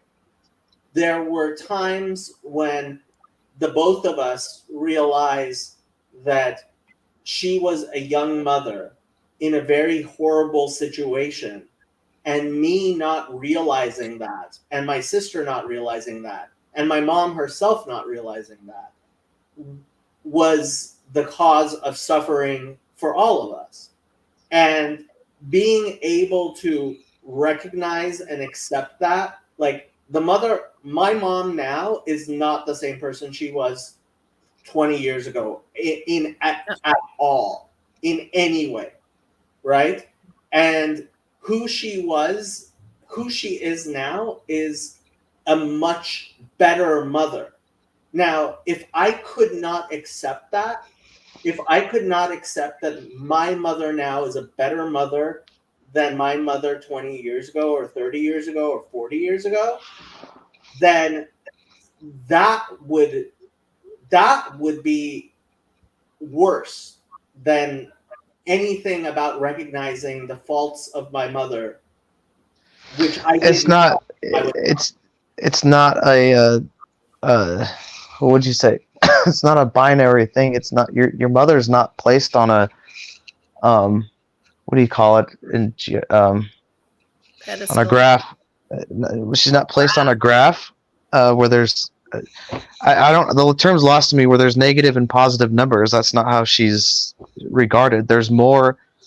Like you certainly can say that she's a better mother, but you're not.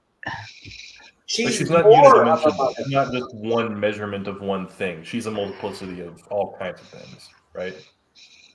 Yeah. Which is part of the reason why, I mean, ultimately, I think you're very wrong when you say the mother is never wrong. I think you're saying something important. I think you're assuming an objectivity to the mother. There is some objectivity. I mean, this is why Vervaeke talks about the transjective. We keep on talking about objective versus subjective.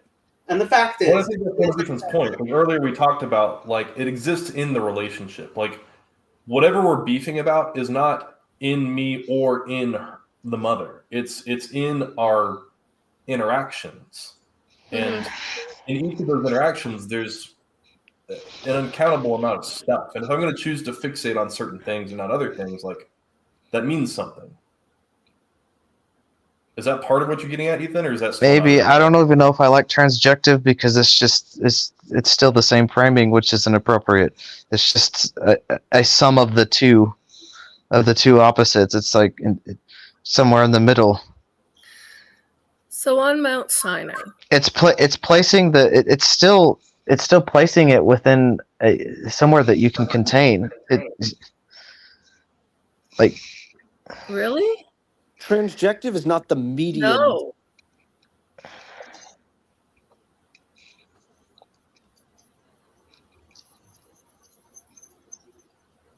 By the way, before I forget, how's the baby?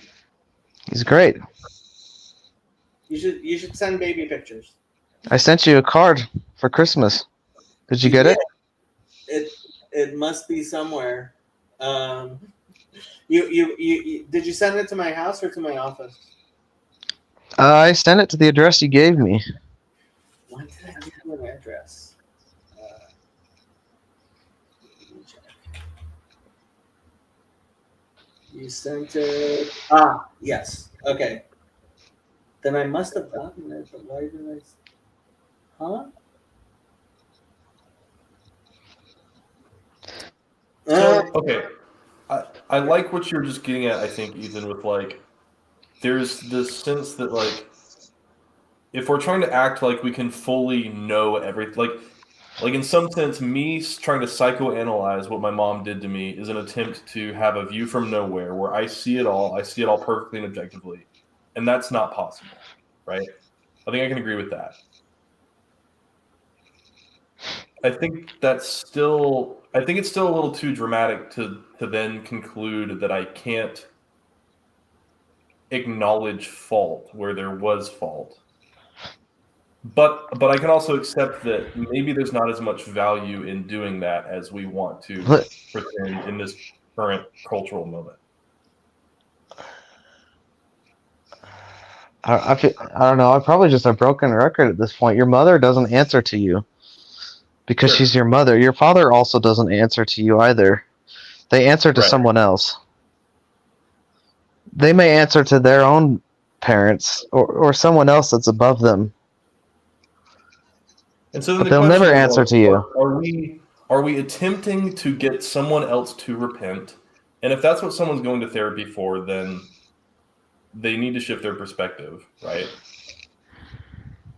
If someone is going to therapy attempting to resolve whatever, anxiety, or get a better grip on the world, however you want to frame it, then like that may require them to acknowledge their perception of their mother, which, you may say, okay, that's not the same as the mother, right? And the mother doesn't answer to that. I can get on board with you to an extent with all that stuff, but like helping someone get a better grip on the world, helping someone to repent requires them to acknowledge what's going on. Like if someone tries to repent without doing that, it just doesn't work. Yeah, It doesn't happen. part of getting that grip on the world does not involve inappropriately judging your mother. Or we'll just put it this way: it doesn't involve inappropriately implicating your mother in your own sin But let's say you're or already your own doing suffering. I mean, your suffering may be your suffering may seem arbitrary, and your suffering could be a consequence of something that's completely beyond your control. And if you're going to blame that on your mother, you're evil. That. Let's say you're already doing You might that. as well blame it on God. But like let's say you're already doing that, but but because maybe you even share this feeling that it's wrong, and so rather than actually making the transformation in yourself to actually no longer feel that way, you just keep suppressing it. Like you have to live in the sin before you can repent of the sin. I think that's partly what you're getting at, Ryan. Like if you don't live in the sin, then you can't repent of it by definition. What is the sin if you're not living in the sin? How are you sinning if you are not living on it? Well, you have to acknowledge. There has to be a Okay. deep acknowledgement of your how the sin is separating you from God. And so Yeah. when we're talking about this But in the context of, hold on a second. Forgive me. Psychologists are Jacob, maybe you can correct me here, and maybe I'm mistaken here, but they are completely unconcerned with sin. Well, that's actually what we talked about for a lot. Is psychologists should be unconcerned with sin Why? because that's what the priests should be dealing with. The problem our society has is we have replaced our priests with these secular priest psychologists, and that's idolatry. That's not the place of a counselor to be your pastor. And that replacement is precisely what, like, so the shelter, one of the shelters I work at is a convent, and there's an actual chapel downstairs, and this convent used to be peopled with nuns, and there are no more nuns there. Now they've hired a bunch of mental health professionals, right? And you can hire 3 times as many mental health professionals as nuns, and you have to like hire at least 4 mental health professionals for each nun, because the nun was living there 24/7, right? And like we all go home, right? And you still will not replace that nun, because the nun, while she may have had skills, and many of them did go get degrees and stuff and get counseling skills, right? They were a moral authority at that place. And no matter how many psychologists you hire, not one of us can go say mass at that chapel downstairs. Wait, okay. Are you going to say that the increase in psychologists and the decrease in nuns is completely unrelated? Those two things are completely unrelated to each other? Oh no, they're very related. Our society is trying to replace nuns with psychologists. Okay. And that's like trying to replace your gasoline in your car with water. Right. Okay, exactly. So I don't understand how you need to explain to me how these two things can coexist then. What do you mean? Gasoline and water in your gas tank. Your gas tank should not have gasoline and water. That doesn't mean that you shouldn't put water in the water tank of your car. Your car has water in it. It's just not in the gas tank. And putting the water in the gas tank is a very, very bad idea. And that's what we're doing. We're trying to replace the nuns and the priests with psychologists. And that's just idiotic beyond belief. So What's your causing point that? is that like psychology has a place in its proper place. Yes. It sounds like Ethan's saying, like, why are we even bothering with psychology at all? We're bothering with psychology partially because people like, okay, for the billionth time, when I was starting Fountain of Comfort, I went and spoke to 2 people. I went and spoke to my rabbi, and I went and spoke to Mother Markella at it's called a monastery, but that's because the Greek Orthodox call they're called monasteries whether they're filled with nuns or with monks. And so she's the abbess of a bunch of nuns in Dunlap, California.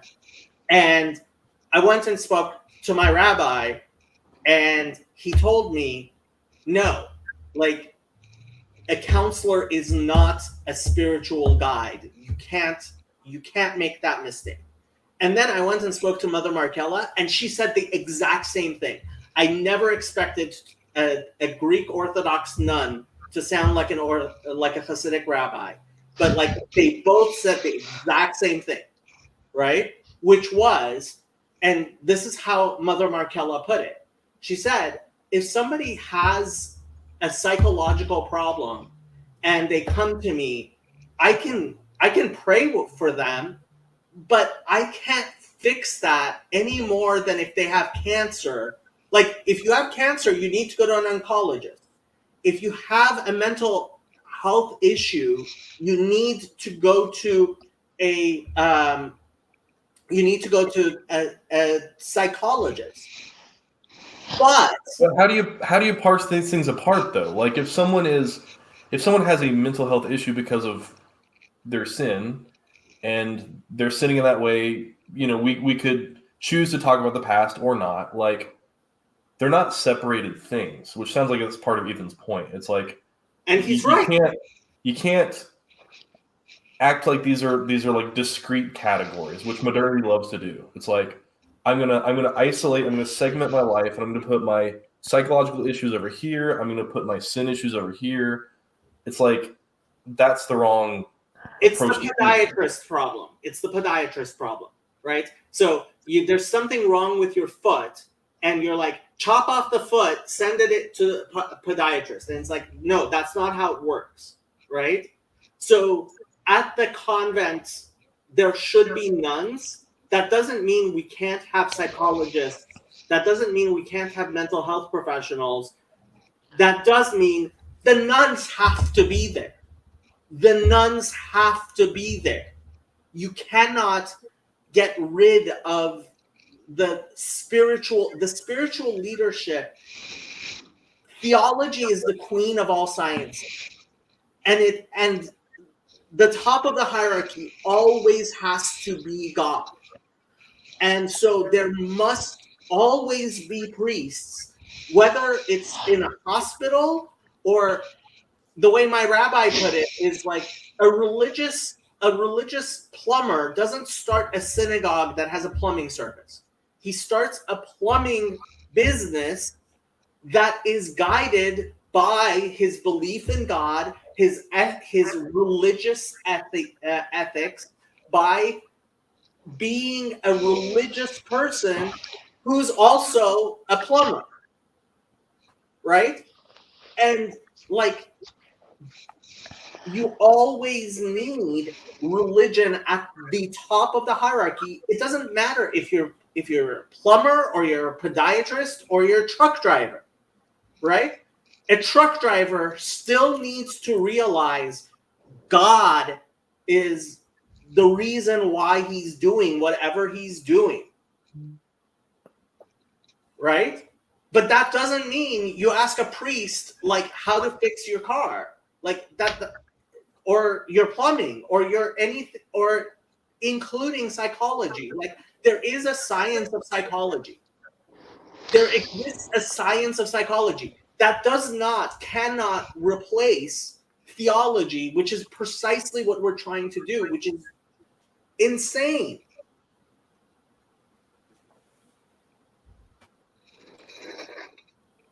While you're all thinking, I must say good night. It's almost midnight. Good night. Good night.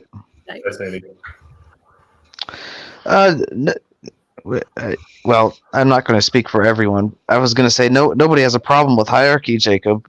I certainly don't. I don't think that you can have a problem with hierarchy. It's inevitable, and it's just, well, we know the lobsters, right? There's no getting around it. Yeah. Hierarchy. I mean, I say that hierarchy is a gift from God. I don't think it's a question of hierarchy and where the position that something occupies within hierarchy. I think it's a question of evil. I'm failing to see being placed in the wrong place in the hierarchy is evil. Mm-hmm. No, I'm with you 100% on the psychologists replacing the nuns and the priests. Of course, yeah, I'm definitely that we can both agree on is evil. I can't see any place in the hierarchy for psychology. Do you see any place in the hierarchy for plumbers? Mm-hmm. Okay, why do you see for plumbers but not psychologists? What is the purpose of psychology? The purpose of psychology is to study the dysfunction of human behavior. Why is that not the concern of a priest or a spiritual father? It is the concern of also, but there are things, psychological problems which are not spiritual. There are psychological problems which are not based in your spiritual problems. Your What exactly do you mean by that, Jacob? Because, like, you know, if we're talking about something like schizophrenia or bipolar or like a number of these things, I mean, it seems like a lot of them are related to this. Like, they could be framed in spiritual ways, right? Well, everything can be. Look, the fact that my plumbing is not being maintained is also a spiritual problem. Like, if you don't do the maintenance on your house, that is a spiritual problem, right? If your house is ugly, that is a spiritual problem, right? Because you are not bothering with the aesthetics. Like, these are all related. And at the Lord of Spirits conference, like, this was what Father Stephen and Father Damick both were talking You about. went to that? Yeah. When was it? It was a few months ago. That's funny that you went to that. I didn't Why? even know. Yeah. I just, I don't know why. I don't know. It's just funny. What are you doing with those people? Father Stephen invited me to go. Oh, good. I didn't even know that they had a conference. Yeah, they called it LoserCon. It was hilarious. I did a Well, that's few actually what they were calling it. That's really funny. Lord of Spirits conference. Yes, Right. LoserCon. I did a few live streams from there, including one with Prophet Zacharias. Oh yeah, y'all talked about memes, right? Yeah, Yeah. for a little bit. No, I mean, one of the things they talked about, and this was on the Q&A they released, was somebody was asking about spiritual problems versus psychological problems, and Interesting. Father Stephen said these three things are related: spiritual, psychological, and physical. Right? If you have a physical problem, that is going to affect your psyche, and it's going to affect your spirituality. And if you have a psychic problem, like psychological problem, it's going to affect you physically and spiritually. And if you have a spiritual problem, it's going to affect you physically and psychologically, right? These are not distinct things that are completely separate from each other. They are interrelated. It seems like there's a misappropriation here that psychology is attempting to make things material that are spiritual in nature. I don't think psychology is trying to do it. I think our society, in trying to be secular, we've identified religious thinking as some people think of it as a mental illness. Like the new atheists actually called religiosity mental illness, right? And it's like, okay, now you're completely like placing things in a very absurd way, right? And we got to a place where we were like, no, there's nobody who has demons that need to be exorcised. There's no role for an exorcist at all, right? Everybody should go to a psychologist. And that's idiotic. Some people need to be exorcised of their demons. It's funny. I went down to the chapel today. Nobody ever goes there, but I decided to go and take a look. And there was this jar of holy water, and it says holy water, right? Is this an Orthodox chapel? No, it's Catholic. A Catholic? Yeah, but there hasn't been a priest there in like over a year, and the nuns are barely ever come. Like there's 2 retired nuns that every once in a while come and visit just to say hi. Right? There used to be 200 nuns at this convent. There are 0 nuns left. And there was just like this thing of holy water and a small fridge with wafers and wine in it that obviously they haven't had services there at least since last Easter, right? And it was like I just looked at that holy water and I was like, it's just sitting there, right? And frankly, the people in the shelter need it. Like, we have a real Satan problem at that shelter. We really, like, I'm not even joking. We have a real Satan problem. Like, I keep on saying to the staff, is there any way we can get a priest or a nun here? And it's like, the Catholic Church doesn't have any priests or nuns available. Like, there are not enough priests or nuns around for them to send somebody, you know? And it's like, you can't blame the professional staff there. You can't blame the fact that lots of people are throwing money at this shelter, and they are, for the fact there's no priests. Find me a priest. There's a chapel sitting there waiting for him to come say mass. Find me an effing priest. I can't buy a priest for that chapel.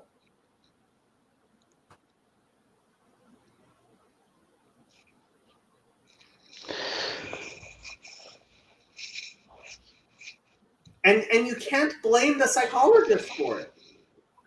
It's not the psychologist's fault. There's no priest or nun in that entire place where there used to be 200 nuns. Can you remind me what you said in the purpose of psychology? What? Say that again? Remind me what you said when I asked you what the purpose of psychology is. To reintegrate people into society.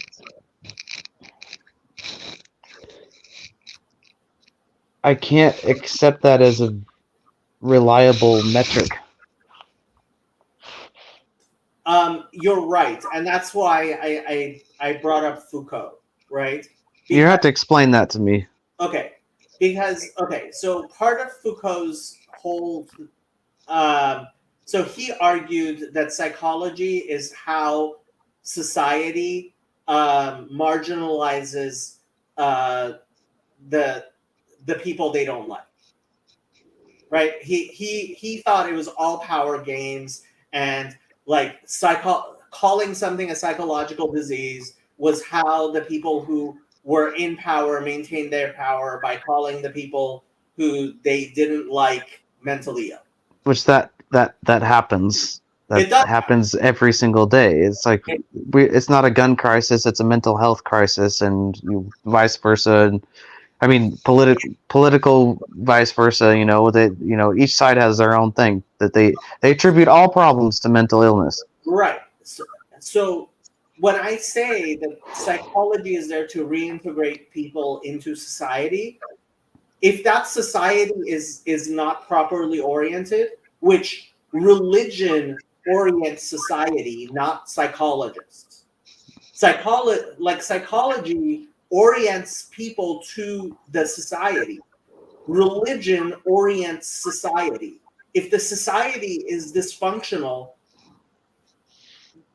You're right. It's like the evolutionary biologists that are trying to orient society. Yeah, Yes, exactly. The Gnostic, Brett Weinstein type biologists who are like, we are going to, what you call it? We are going to bypass our biology. It's like you believe biology is all that there is. Yeah, Bypass you it. don't have to convince me on Brett Weinstein. Did you see I have it clipped on my I think I have it clipped on my YouTube. The interview that they did with Bishop Barron. I did watch that. It was I don't even think Bishop Barron meant to do it, but he caught them in that exact thing right there, and it was so awkward that he like was forcibly changed the subject because it was so embarrassing. Yeah, they were. I mean, once Sam pointed out the Gnosticism of it, it was just so obvious. Sam Titterman, the new Unitarian. Sam Adams, the Unitarian. Yeah. Yeah. Well, now he goes by his real name, Titterman. Oh, Yeah, he's no longer in hiding ever since he got kicked out of his latest Trinitarian. But yeah, I mean, part of my whole thing with Fountain of Comfort is I want to restore psychology to being a handmaiden of the queen, which is theology. Mm-hmm. Yeah, I mean, I'm really intrigued by this whole thing. I'm glad you're bringing this up, Ethan, because it's like, I think even Gage mentioned earlier, like, when you become a counselor, you can kind of go down two different roads, like the clinical or the more like in Christian evangelical land, it would be like biblical counseling, which is more of just like, hey, see everything primarily as a spiritual problem. Psychology is a bunch of bullshit. And it's like, I'm still trying to think through how I conceptualize these things. And I'd be curious to hear your thoughts, Gage. Like, why did you go down the clinical route, knowing this tension? Yeah, I mean, the field of psychology and psychiatry is, 200 years old at most. Mm-hmm. And so everything that we're talking about, like, you just always have to remember is within this certain frame of an issue that happened long before this. And so I I don't, I'm taking classes and most of the stuff like is just ridiculous. You know what I mean? Like it's at every level. Like I mean that obviously as far as like the woke stuff is concerned, but I also mean it as far as like the the diagnostic criteria system is laughable. I can't even believe it. But like so much of the modern world is that to me. Like I'm constantly wading through the BS of systems that have replaced sensible, you know. I guess to go to your question, Ryan. Like one thing for me, is like I I see this as such a You hiccuped, Gage. Yeah. What's This is that? what happens when you get up and okay, you're back. Okay. You lost for a second. Sorry, I had to.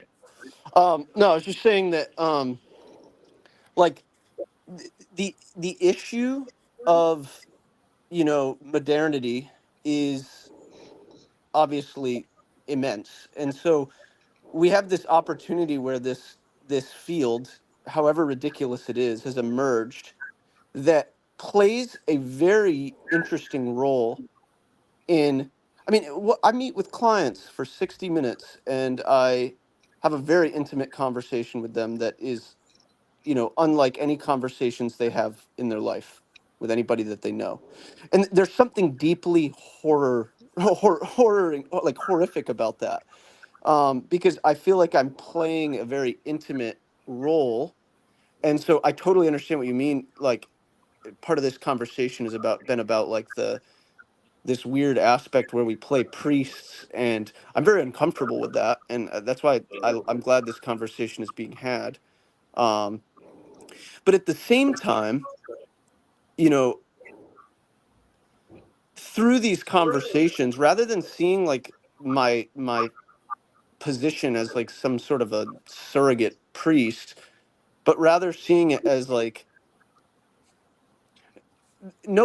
every other role fails here, and that's partly what's so confusing about this. But part of it is being like a older sibling is an analogy that comes to mind. And um Catherine Wilson, explains it as being a parent. um and so there's this role you play, and it it is disgusting in some sense because of how it's so disconnected from the way the world manifests, right? Properly. But I also feel like there's a moment, and I've been able to connect with people in a significant way, and I've been able to use this hollowed out system to do what I believe to be actually effective work. Um, Now, not maybe effective as far as like, dealing with people's sins the way a priest would. I also can't be people's parents. I can't be their siblings. But some ground was seeded because of modernity. And I'm not, eh, there seemed like an opportunity here. Part of it is I struggle. This is also an existential thing for me. I struggle to understand my role in society, in a world where the religious structures that seem to make sense hundreds of years ago don't make sense to me as much anymore. The way society lays itself out in modernity is confusing to me. The fact that I have to like pick a career in this like modern sense, all of this stuff feels so foreign to me. And so like I more understand things as like, okay, what are the things that are about me? Like what's my teleological end? What's the thing that I was created for? And I can't directly change the landscape that I'm in. And although it does, I don't feel like that translates as well as it maybe used to. This is where I've found myself, and I don't hold a tight grip on it, if that makes any sense. And that's Yeah. kind of what I appreciate about the conversations that you've fostered about this, Jacob, is that it's like we're not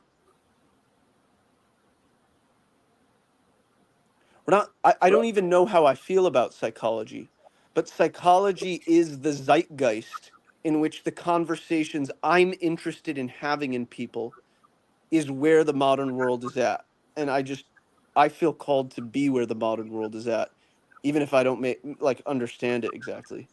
Sorry, that was kind of a ramble of thoughts, but I just wanted to kind of lay out No, where I I'm at with think that that. makes sense.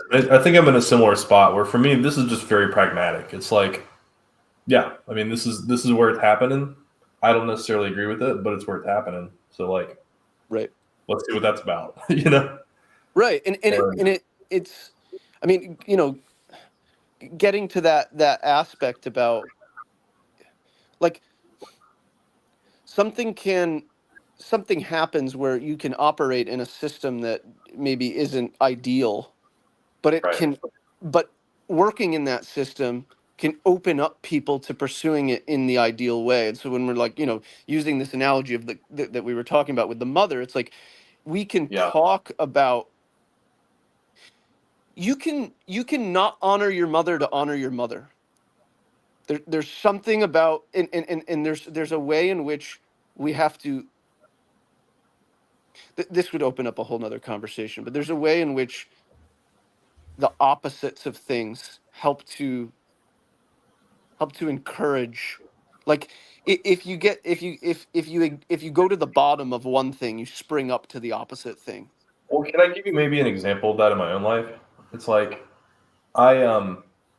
I ended up here because I've been on this whole journey of like having this really intense like physical pain and a bunch of emotional issues and stuff that I was just kind of swimming in for years. And it's like I eventually decided to mostly fixate on the physical stuff and to like resolve that, which kind of led its way into like realizing like, oh, like all these I kind of started like doing all this like mental work, you know, psychotherapizing myself or whatever, which is not very healthy, but like that's where I was at the time. Right. But lately, as I've gotten like pretty much to the end of all this physical pain, what I'm finding is that it's directly correlated with my unforgiveness. And I mean that quite literally. Like I was sitting in the chair back there with a friend and we were talking the other day, and like once I emotionally realized that I was willing to forgive someone and said that out loud, it was like my back literally, like some of it loosened up, Right. And contra-wise, sometimes if I am like really like trying to force this stuff to release, I eventually can get it. But then about for the next sometimes 4 hours, sometimes 24 hours, I get lost in all those unprocessed feelings of unforgiveness, right? And so it's like it's sort of both and you could frame that as like, well, maybe the proper thing for me to do this whole time should have been forgive, and then maybe that would have just initiated all the back stuff to release, and so maybe in some sense I went about it the wrong way. I went about it backwards, but Right. by pursuing it backwards, I ended up kind of inverting the whole thing and realizing like, oh wait, this isn't what I thought it was. I've actually been seeing it upside down. Right. Right. But at the same time, it got me there. So like, praise God, as far as I'm concerned. So I don't know. I think there's a difference between the ideal and how things actually play out in reality.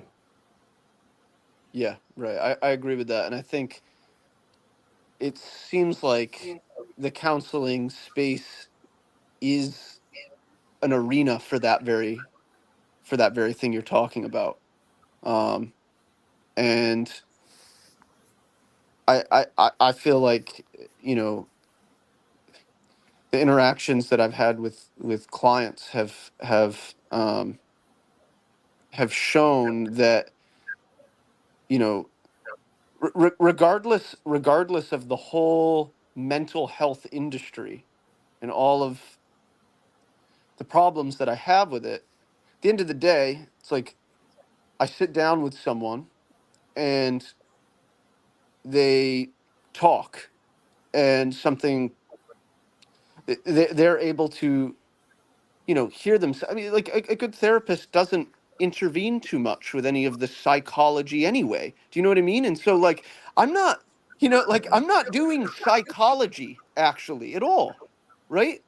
I'm listening to people because they're human beings who I love, and in the way that's appropriate in that dynamic. And so like to me the psychology is like the Trojan horse in some sense into having experiences with people that for some reason would be inappropriate otherwise, because people and again the reasons for that are infinite, why we can't have open conversations. But like I don't buy into this whole mental health, all of the type of propaganda you hear about it. I very much am concerned with being a part of making sense of where most people are looking for issues that, like you said, the relationships between body, mind, and soul in this are so intricate. And I like the idea of providing a problem space for people to explore that, and to not try and come in and give them psychological answers, but rather explore the complexities of what it means to be a human person.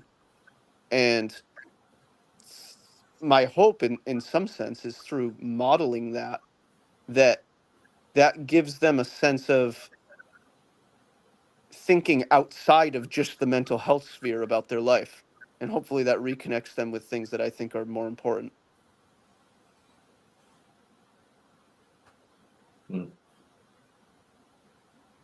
I mean, there's nothing wrong with counseling. It's just the psychotherapy that's the bug here. How do Counseling is good. counseling and psychotherapy? What's that? How do you distinguish between counseling and psychotherapy? The psychotherapy is a particular science or a particular method that blames everything on the mother. Oh man, okay. I'm sorry. I wish I had known that was your position this whole time. Because yeah, I think psychotherapy is a bunch of crap too. as a counselor, I have no intention of entertaining classical psychotherapy. You know, as Freud designed it. It's Psychotherapy is an attempt to offer forgiveness. I didn't come up with this. I heard this, and it's absolutely right. I think psychotherapy is attempts to offer forgiveness without repentance, redemption without repentance. So it's like, hey, I have something wrong with there's something wrong. There's I'm suffering depravity, some sort of deprivation, and in order, I need reconciliation, but I'm not willing to repent. Or right. It's trying to cheat the system in some sense. Exactly. Yeah, it's just it's not that complicated. I mean, that's evil. Okay, I have to say, I mean, for me, a big part of this is that the economic system, the incentivization that we have is you go to the therapist you like and you give money to the person you like to talk to, right? And as Peterson constantly says, the good therapist is the one who tells you the things you don't want to hear. So why am I paying someone to tell me things I don't want to hear? Right? And like if you are mature enough, you are willing to pay people to tell you things you don't want to hear. But in fact, that's not most of the people who need psychotherapy. So that's why I think like the entire economics system around psychotherapy has led to the industry we see, which is completely backwards and effed up. Which is part of my whole thing with Fountain of Comfort. Like, I think the last person who should pay for psychotherapy is the person who needs it. It's almost as if people shouldn't be choosing their own psychotherapist. They should not. Like people shouldn't be choosing their own priest. Correct. Yes. 100%. I'm failing to see how these two things aren't at odds with each other. What do you mean? A psychotherapist and a priest. A psychotherapist, like everything else in the world, has to be subjugated to the priest. Yeah, but I think it's also important to distinguish that when some people mean psychotherapist, they just mean counselor. And Maybe. when some but that's psychology is a particular practice, a particular science. Yes, but it's also you can't get people in the field to agree on particularly what I mean, we talked earlier about what the goal of psychology is. It's not clear to me that could be agreed upon by, we get a group of professionals in the field to come together. I doubt they would agree on what Here's my problem with psychotherapy, psychology, psychiatry, whatever. It's based on something that's measurable. It judges the well-being of a person based off of something that's measurable. Yeah, but it doesn't have to be like part of what I was saying about how I think how the DSM is ridiculous is I reject exactly what you're saying. Like I reject the ability to measure a person's psyche and the complexities of their behavioral health, to use their terms. Like, I'm not defending the field. I guess what I'm defending rather is like the move to quantify is something that happens everywhere. That's part of modernity.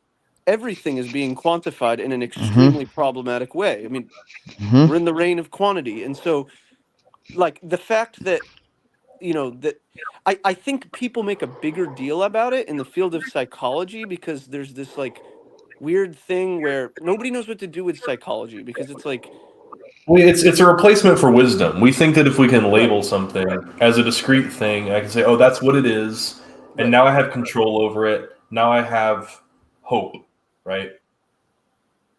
Whereas my understanding, at least, is that all these terms were originally just intended to be a shared language.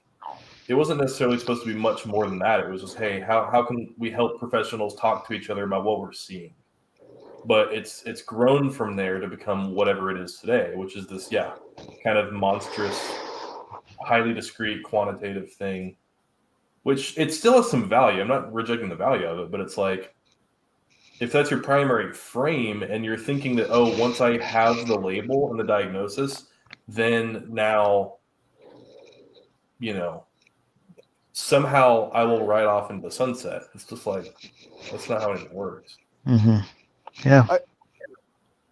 I just think, there's aspects of trying to quantify everything in what we participate in.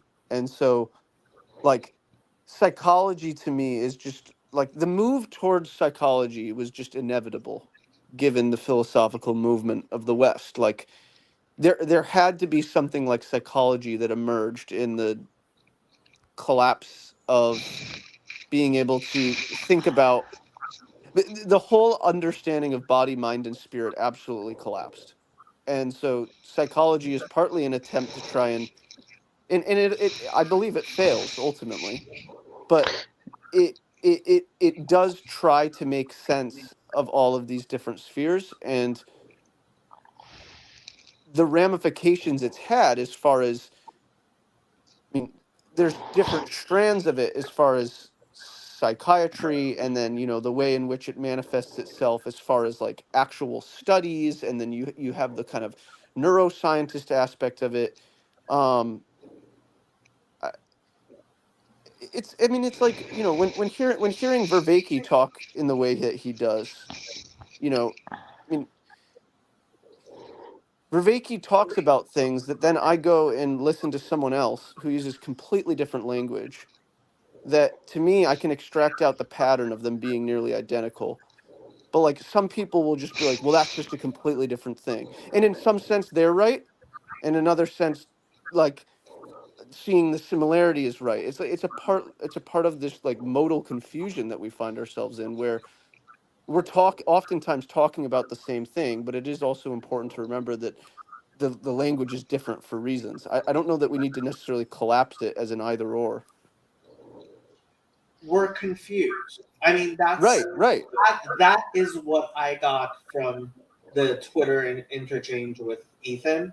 Was I could see Ethan was talking about important things, and I think it was very clear to me that we agreed more than we disagreed.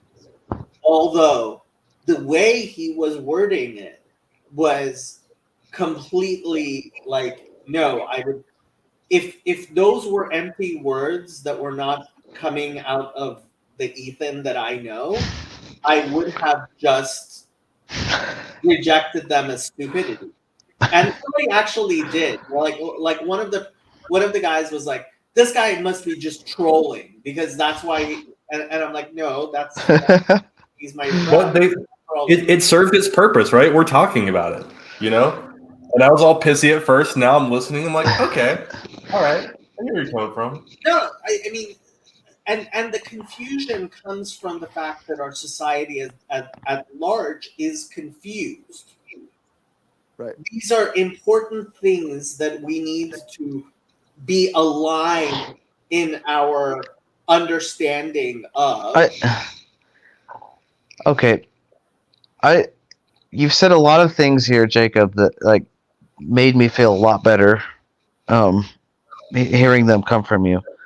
The hierarchy stuff and the inappropriation or the inappropriate place. Listen, What's that? Did you have any doubts that I'm a religious person, Ethan? Like, Well, I had when he started studying psychology, I did. Yeah, you really come on. I mean, there was a little question there. I was like, what's he doing? But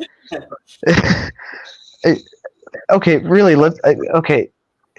I think that it all comes down to this. I think psychology I think it misdiagnoses spiritual problems as material problems. I don't think we're ever going to get past that. I think that's really what it all comes down to. And the reason that it's overwhelmed everything is because we live in a materialistic culture, and we have a science that claims to have an answer to all of these spiritual problems, but provides it in a materialistic provides a materialistic answer for all of these spiritual problems. I think that's why all of these nuns have been replaced by psychologists.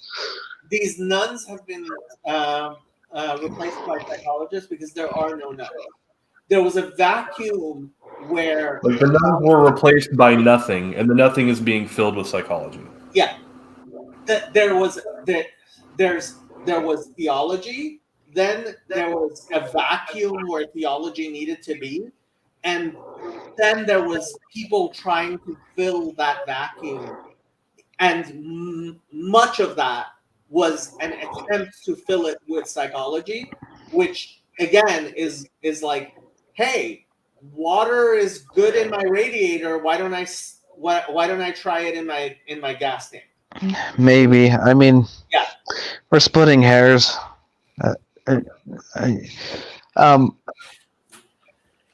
Okay. I mean, I keep asking this, like, how does psychology measure its success? How does psychotherapy measure its success? well, okay. As much as Gage doesn't like the DSM, I actually do like the DSM because it does have actual like criteria for whether or not you qualify as having a dysfunction. And frankly, it has been perverted. I have to admit that. But there are things which are obviously dysfunctional, right? Like you can go down the symptoms and be like, if somebody has these symptoms, right? There is something wrong there that in the field of psychology, you see that this is a repetitive pattern that people who have certain problems, it correlates with other problems, and you can discern a pattern there which can be helped in various ways. Right? There's just these other problems that they're like there's this delusion or this assumption that there's a baseline normal human being, and when you fall outside of this normative thing that's considered a human being, there must be something wrong with you, and we got to get you back into the middle, or we must have an explanation for why you're not a normal human being. Hold on. Okay, see, many times I find you actually reiterating postmodern points, which I think it's not like the postmodernists have no. How do you know it's not? How do you know that it's postmodern and not just non-modern? Because before modernity, we had no problem with saying there is such a thing as an ideal normal human being. There is a norm of humanity. There is a masculine. And I never said that there's not an ideal human being and that everything is relative. I'm not arguing that at all. I think that's just as evil.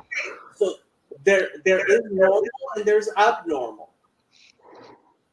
and some things are diagnosably abnormal.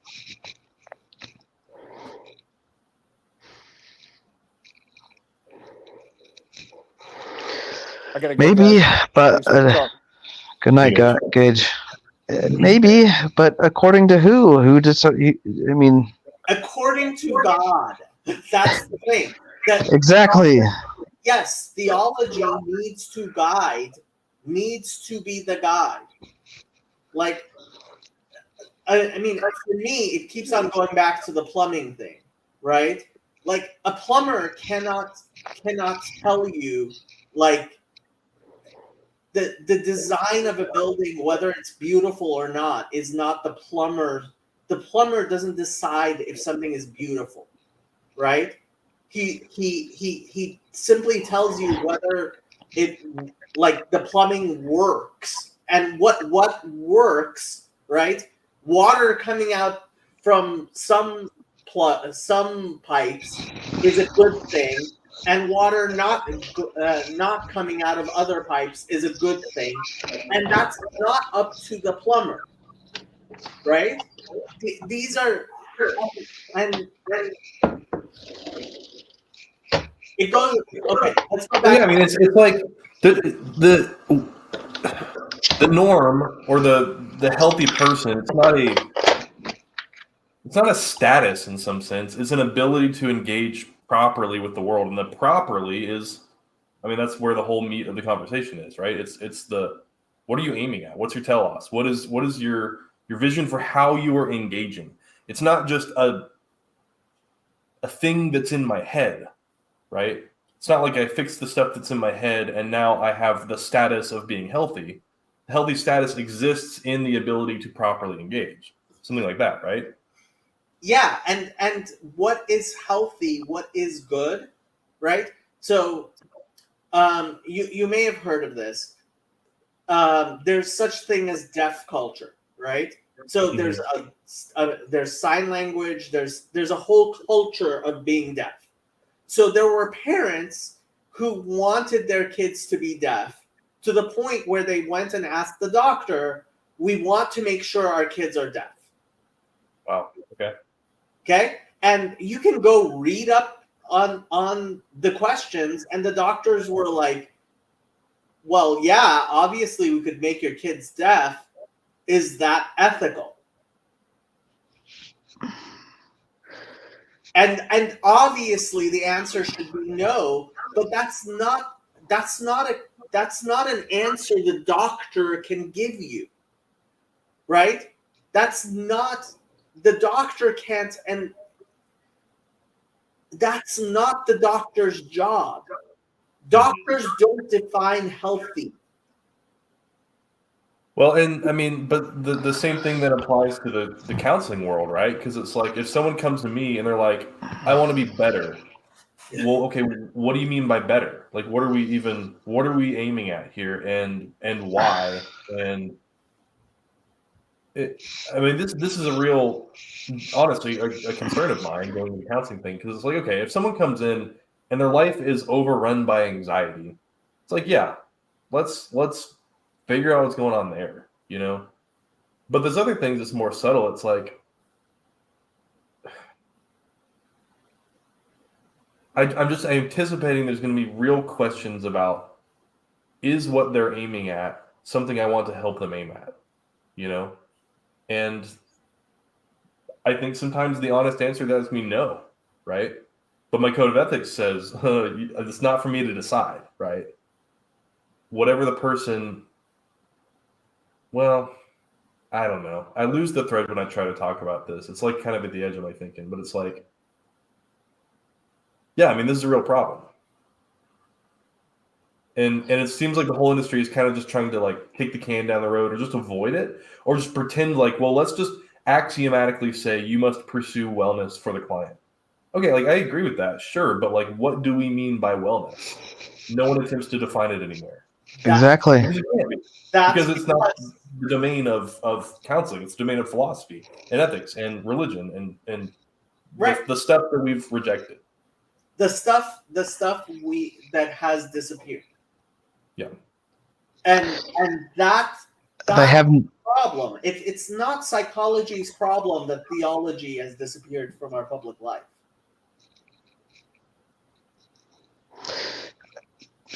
I'm not going to argue with you on that. I mean, who knows? Okay. this is on the Sorry, verge I'll of. leave it now, but I'm enjoying this. Okay, yeah, I gotta go here soon, but this is maybe I'll end it here. This is probably on the verge of my capacity to think here. Okay, maybe there are such things as material defects, but how would I know what they are? How would anyone know what they are? Other than God. And if they're only known to God, it almost makes him irrelevant. Okay, so but you do believe in revelation. Yes, sure. So God has revealed, and that is where we have to, like, we have to have the ideal, which is revealed by God, right? And then we can orient ourselves towards that. Okay, let me put it this way: there maybe there are material defects in a human being that are a consequence beyond their own agency. Yeah. Whether those are defects or deprivations is inconsequential. We might differ on this, like, significantly. I understand what you mean. If somebody is deaf, it's better to help them hear. Maybe. What do you mean maybe? You don't You're believe that it's better. You're assuming that the deafness is bad. Yes, I am. Which maybe it is. Okay. Just let me something as good and better, and yes, the good exists. It's real. let me get through this slowly. Okay, there may be such thing as some form of what seems to us arbitrary material deprivation, meaning that there's some form of deprivation that's a consequence of something beyond our own agency.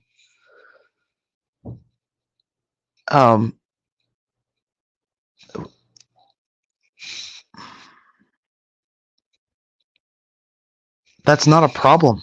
I don't see that as a problem because well,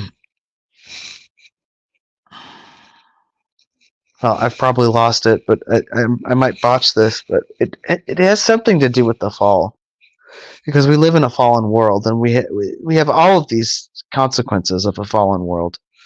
And there's nothing we can do about them. There's nothing we can do about them?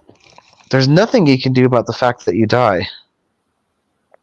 I mean, that's the biggest spiritual excuse me. That's the biggest material deprivation that there is death. Okay, I mean, so now we're getting. I mean, these are deep theological questions, and I don't want to be overly dismissive of what I call theological nihilism, right? Which you don't want to mock Christians. Well, Calvinists mostly. We have, like, Deuteronomy 30, right? God has placed before us life and death, and he commands us to choose life, right? And that capacity to choose is a gift, yes, but it is a capacity which he has given us, and he has commanded us to actually do. There is a kingdom of God which he has given us a capacity to help bring into the world.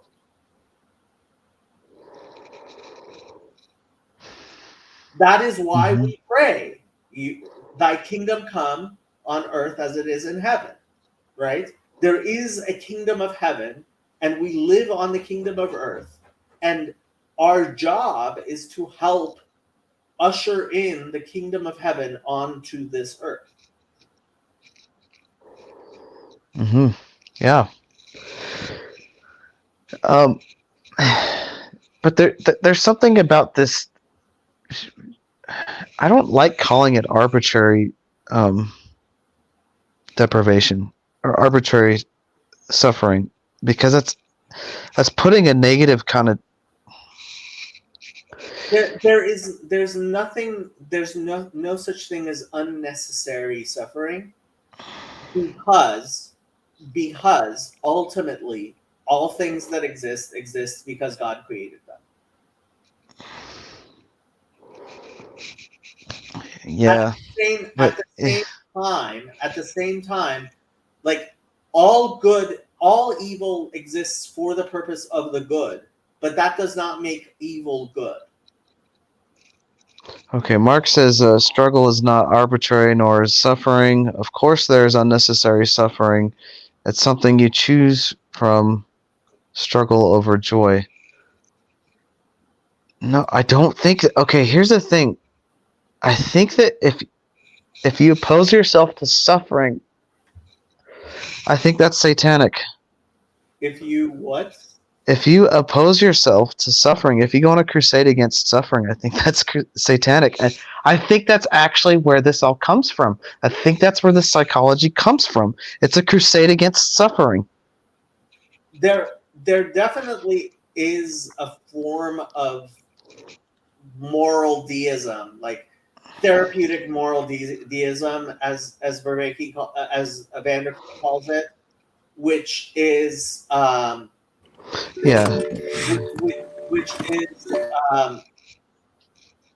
that therapeutic moral deism is a I mean, this goes back to Halachic Man Note 4, where he says there's people who think that the purpose of life is joy and like a tranquility without any suffering.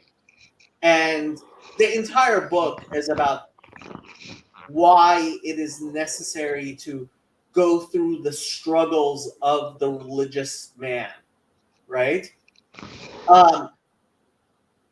Yeah, suffering is necessary and a part of life. It is. This is part of the genius of Jordan Peterson here, and this is where he absolutely fails as a psychologist, is when he starts talking about suffering.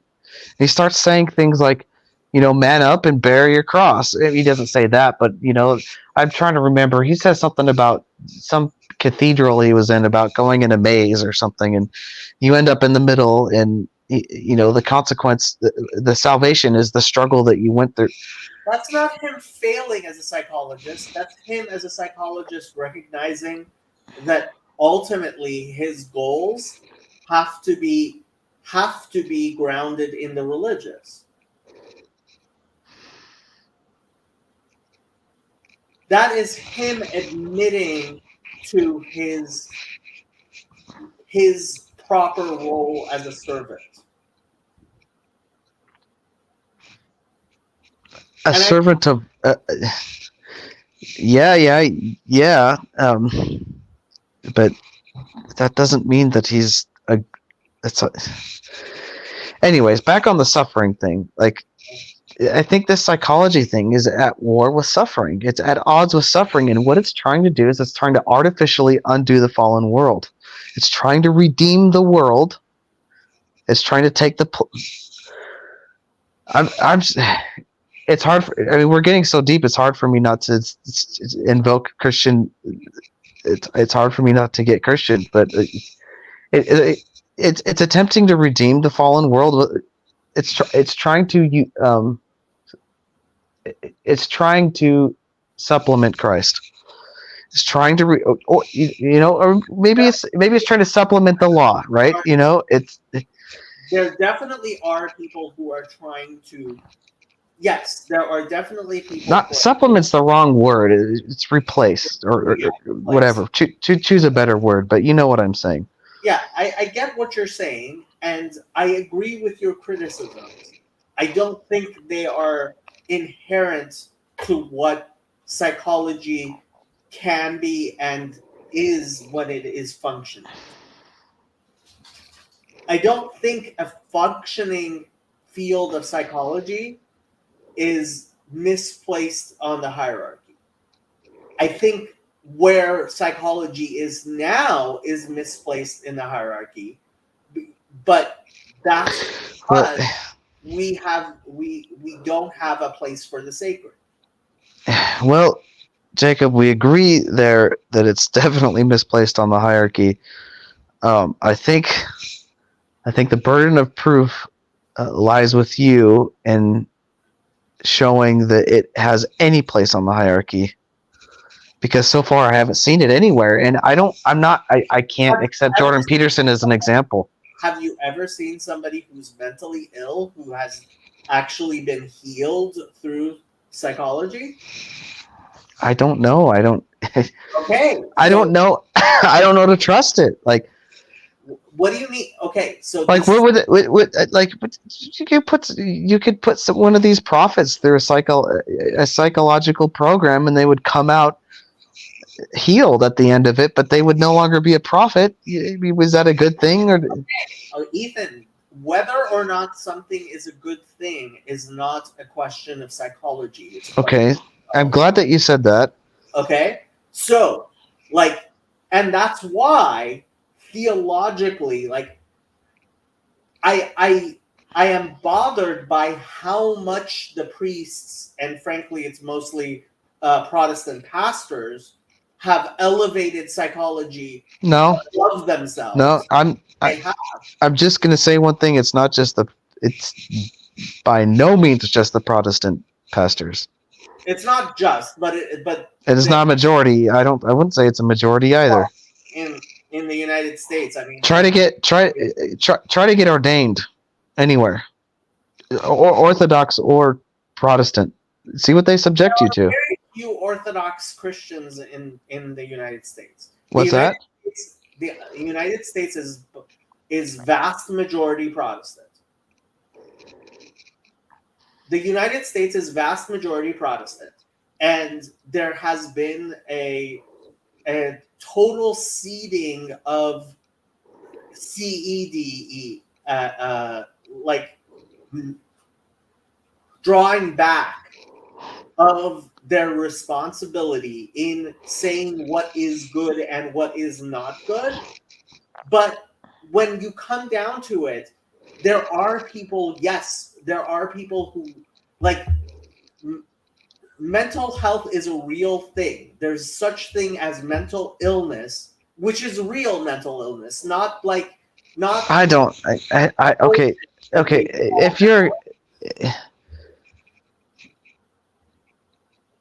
If you're, I just don't see how you can accept that if you're named as a Christian. Why? Because then you're assuming that there's some sort of redemption outside of Christ. Why? What?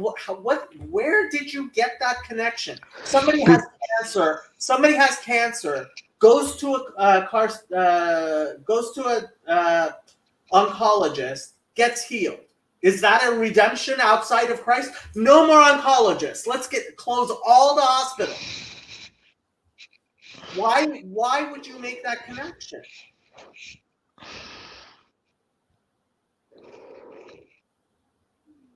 It's just, we're assuming that there's problems in the soul of a human being that aren't fundamentally spiritual.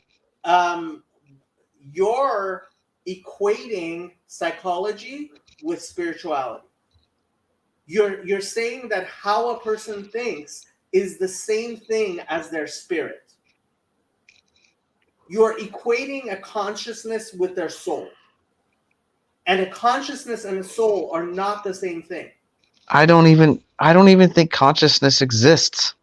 I think you're going to spout a whole nother trail of memes from me on consciousness. What do you mean? I don't think consciousness exists either. I have serious problems about that concept. Okay. There's a whole bunch of comments here. Yeah, Mark's comments I usually ignore.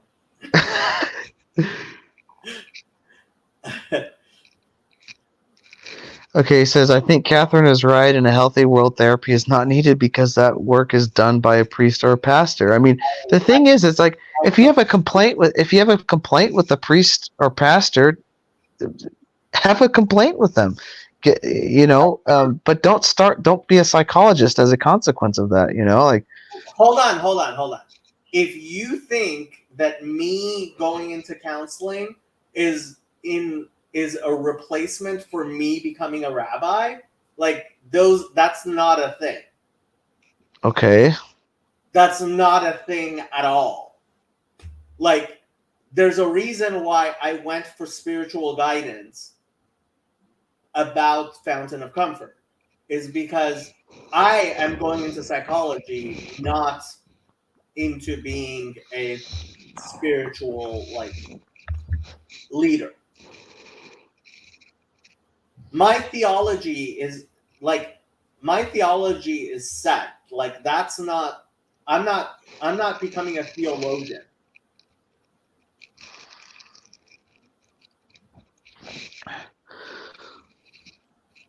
okay. Why don't you give me a psychoanalysis here? I have a terrible time splitting my attention. I'm very bad at it. I can't. I can hardly drive and talk. So I drive for a living. You know that, right? We don't multitask. Human beings don't actually multitask. Well, some people can do it better than others. Mm. So is this? What is this? Do I have some sort of psychological dilemma here, or No, trying to pathologize pathology? Yeah, there you go. trying to pathologize, like, you're a normal functioning human being. Like, sending you to a psychologist, like everybody needs therapy, that's just bullshit. Just like everybody needs to go to a doctor, like maybe for a checkup, okay, but like generally most people go to a checkup and the doctor's like, you're just fine. Yeah, I mean the thing is this. I'm not prepared for this, but maybe I could prepare for it. But the psychotherapy, it absolutely crosses over. The thing that I'm complaining about crosses over into physical medicine as well. Oh, psychology. I mean, I wish people would stop trying to divorce psychology from physical medicine as much as they do, including the American Psychological Association.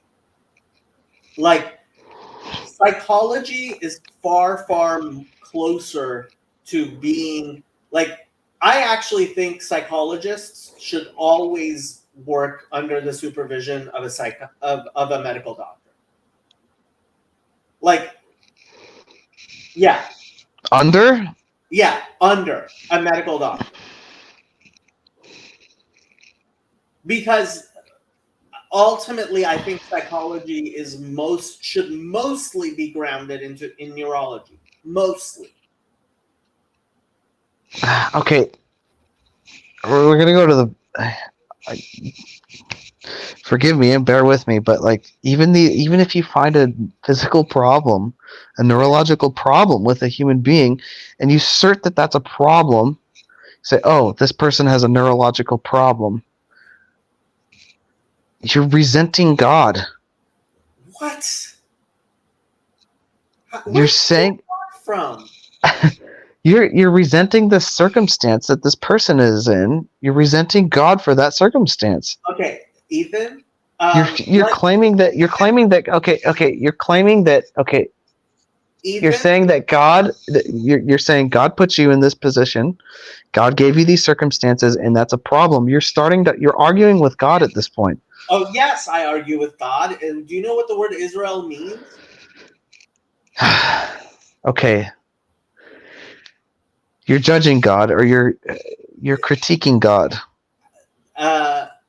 Abraham, will the judge of all the world not do right? Like, I'm sorry. Like, now what you're saying is completely incoherent. Because so by that thing, like, how dare you take penicillin? Like, how dare you ever take any? Maybe. No, that's just nihilism. That's just nihilism. No, that's not me. And you're gonna agree that if it's Yeah, you don't believe that either. You don't believe that there's no place for penicillin in this world. no, no, you're right. I don't believe that.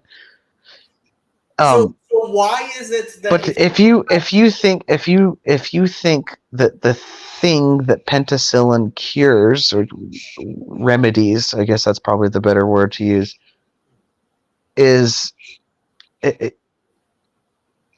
you think that the thing that penicillin remedies is the supreme evil that must be conquered, you're gonna find yourself idolizing penicillin. If you turn the physical and the material and the world into that which is most important, you're making a huge mistake. Right. So you see what's happening here is there's a war. There's an There's an identifying against the illness. Illnesses exist. I keep on wanting to say, you just need to read your Bible more. I don't read the Bible. Yeah, I've noticed. You need to read the Bible more. I think that maybe that's okay. Maybe that's a good complaint, but I don't. You can't convince me that reading the Bible is going to make things better for me. Really? What kind? Which kind of Christianity doesn't believe? I let my priest read the Bible to me. No. That's read the Bible to you. There's no form of Christianity, none, zero, which believes that there's no place in reading the Bible yourself. Absolutely, there is. There is not. Absolutely. Not everyone should read the Bible. Go ask your priest if you should read your Bible. I'm not going to ask him that. I know you're not going to ask him that. The same way as I do. No, you are rebelling against your own intellect. Stop. What's wrong with that? I'm not rebelling against my own intellect. I'm skeptical against my own intellect. Skepticism of your intellect is fine, but guess what? It is all you have. No, it's not. Yeah. I have a priest. I have a hierarchy above me. Okay, so ask your priest if you should read your Bible more. I'm not going to ask him that. Yeah, why? Because I love my priest. And if he says yes? I'm not going to let him say yes. Why? Because you don't want him to say yes? You're rebelling. You are rebelling. You're a very rebellious person, Ethan. You know you are. I am. You are. I don't. Okay. I don't want to take that gamble. But I think that it could very well go. I think it's very plausible that he might tell me not to read it. Now, I could frame the question. I said, should I read the Bible? Should I stay home and read the Bible, or should I come to liturgy and listen to you read it to me? Hey, I think you should go to liturgy and listen to him read it to you. If I said which one is better, he's going to say, I definitely know what he's going to say. That's what I would say. You should definitely go to church more. You should definitely go to church more. There is no question in my mind. You should definitely go to church more.